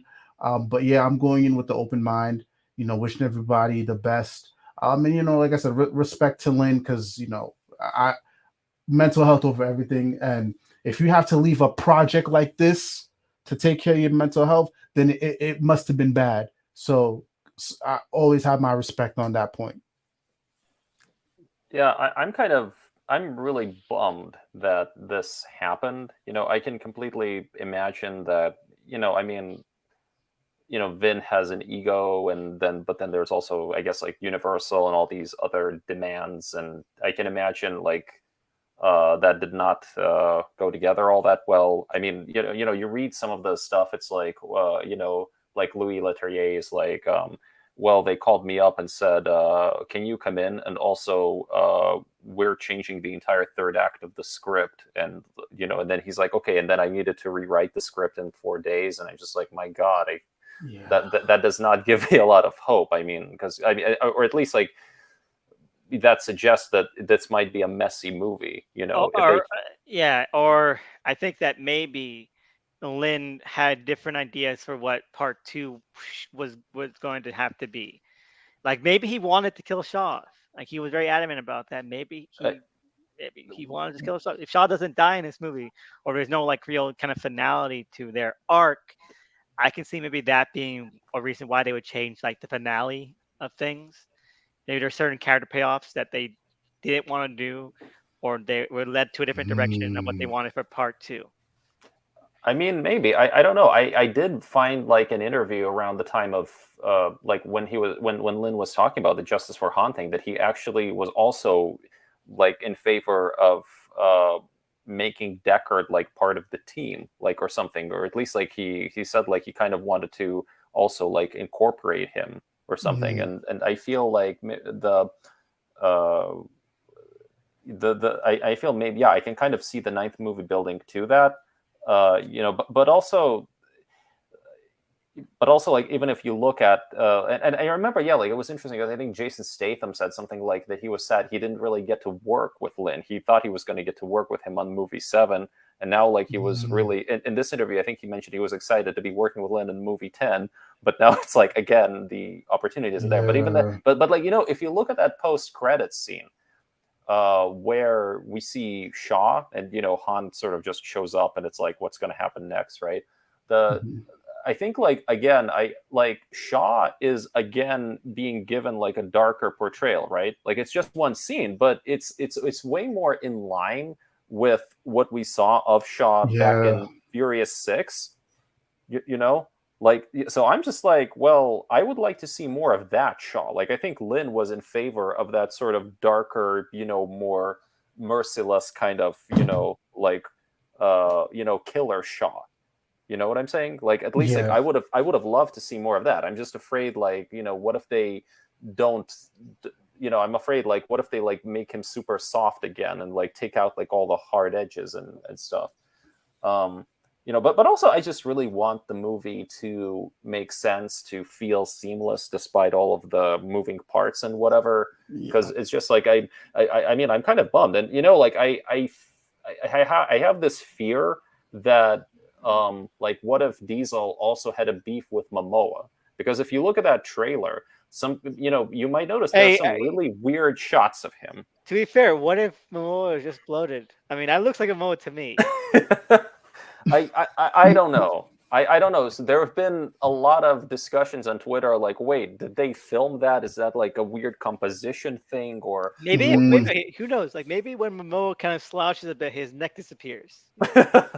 yeah, I don't know. But I'm just afraid. Like, well, what if it really was a stand-in that they filmed it with, and then they just put some CGI on him or whatever, mm. because the two maybe wouldn't decided also not to film any scenes together behind this. I don't know.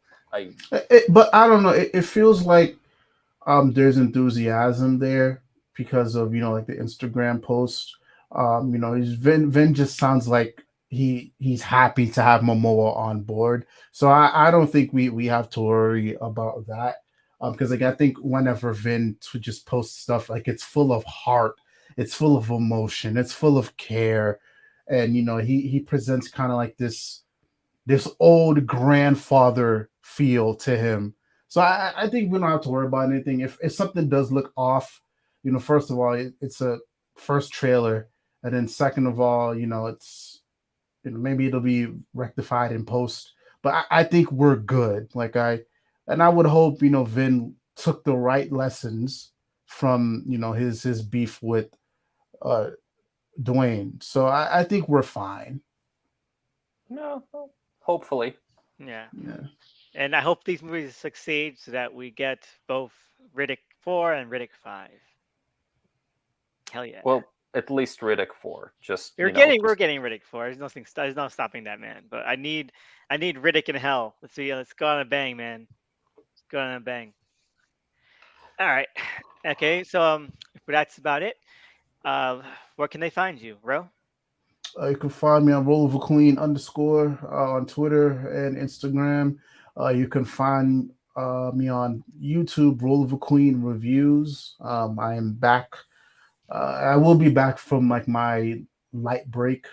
Yeah, you can catch me and Elvis on Comics Code Authority. No, no, I don't know. Elvis, you feel like you feel like streaming tonight? How you feeling, brother? Oh, not tonight. I've gone way too long right now. Oh, all good. Then we'll be back. Because yeah, we're very busy, man. But yeah, yeah, you could find me there, and you could find us there, and also Elvis. Thank you for having me. No I know we've been trying to problem. get this going for a while. I apologize, but I'm happy I was able to make it. Yeah, no, Uh, this is fun. yeah, Mikhail, it's great to see speak with you again. It's always a pleasure. Yeah, man, it's also a pleasure. I hope we get to talk about Avengers Endgame at some point. Oh, Oh my oh yeah, God, yes. and Okay, yeah, yeah, we gotta make that Endgame. happen. But I would need to rewatch that, and I'm not gonna rewatch that shit. Come on, man. It's great. It's great. I'll rewatch it again if we're gonna talk about it. We need to get stuff worked out on our end first. Yeah, we'll do it. And how you, Mika? Where can I find you? So you can find me at textualvariations.substack.com. You can also find me at Twitter, but I don't know. I mean, Twitter is like broken now. So, well, anyway, it's MLS at MLS532 on Twitter, if it still works. And yeah, that's about it. All right. So thank you so much for anyone out there who listened. Thank you both, Mikhail and Ro. This was really fun. The series had its ups and downs. I think that for both me and Mikhail are kind of we see like it's more a bell curve. Lot of middles, and then very few peaks and lows, which is good. Like they're not all great, but a lot of them are very watchable. Oh, Uh, yeah. which is it's a franchise. So can't wait for the next one. When that comes out, we definitely gotta get together and dissect that one. Hell yeah. Anyway, Oh, for sure. so thank you so much for listening and joining me here, and have a great weekend, rest of the week. All right, See bye. y'all. Bye.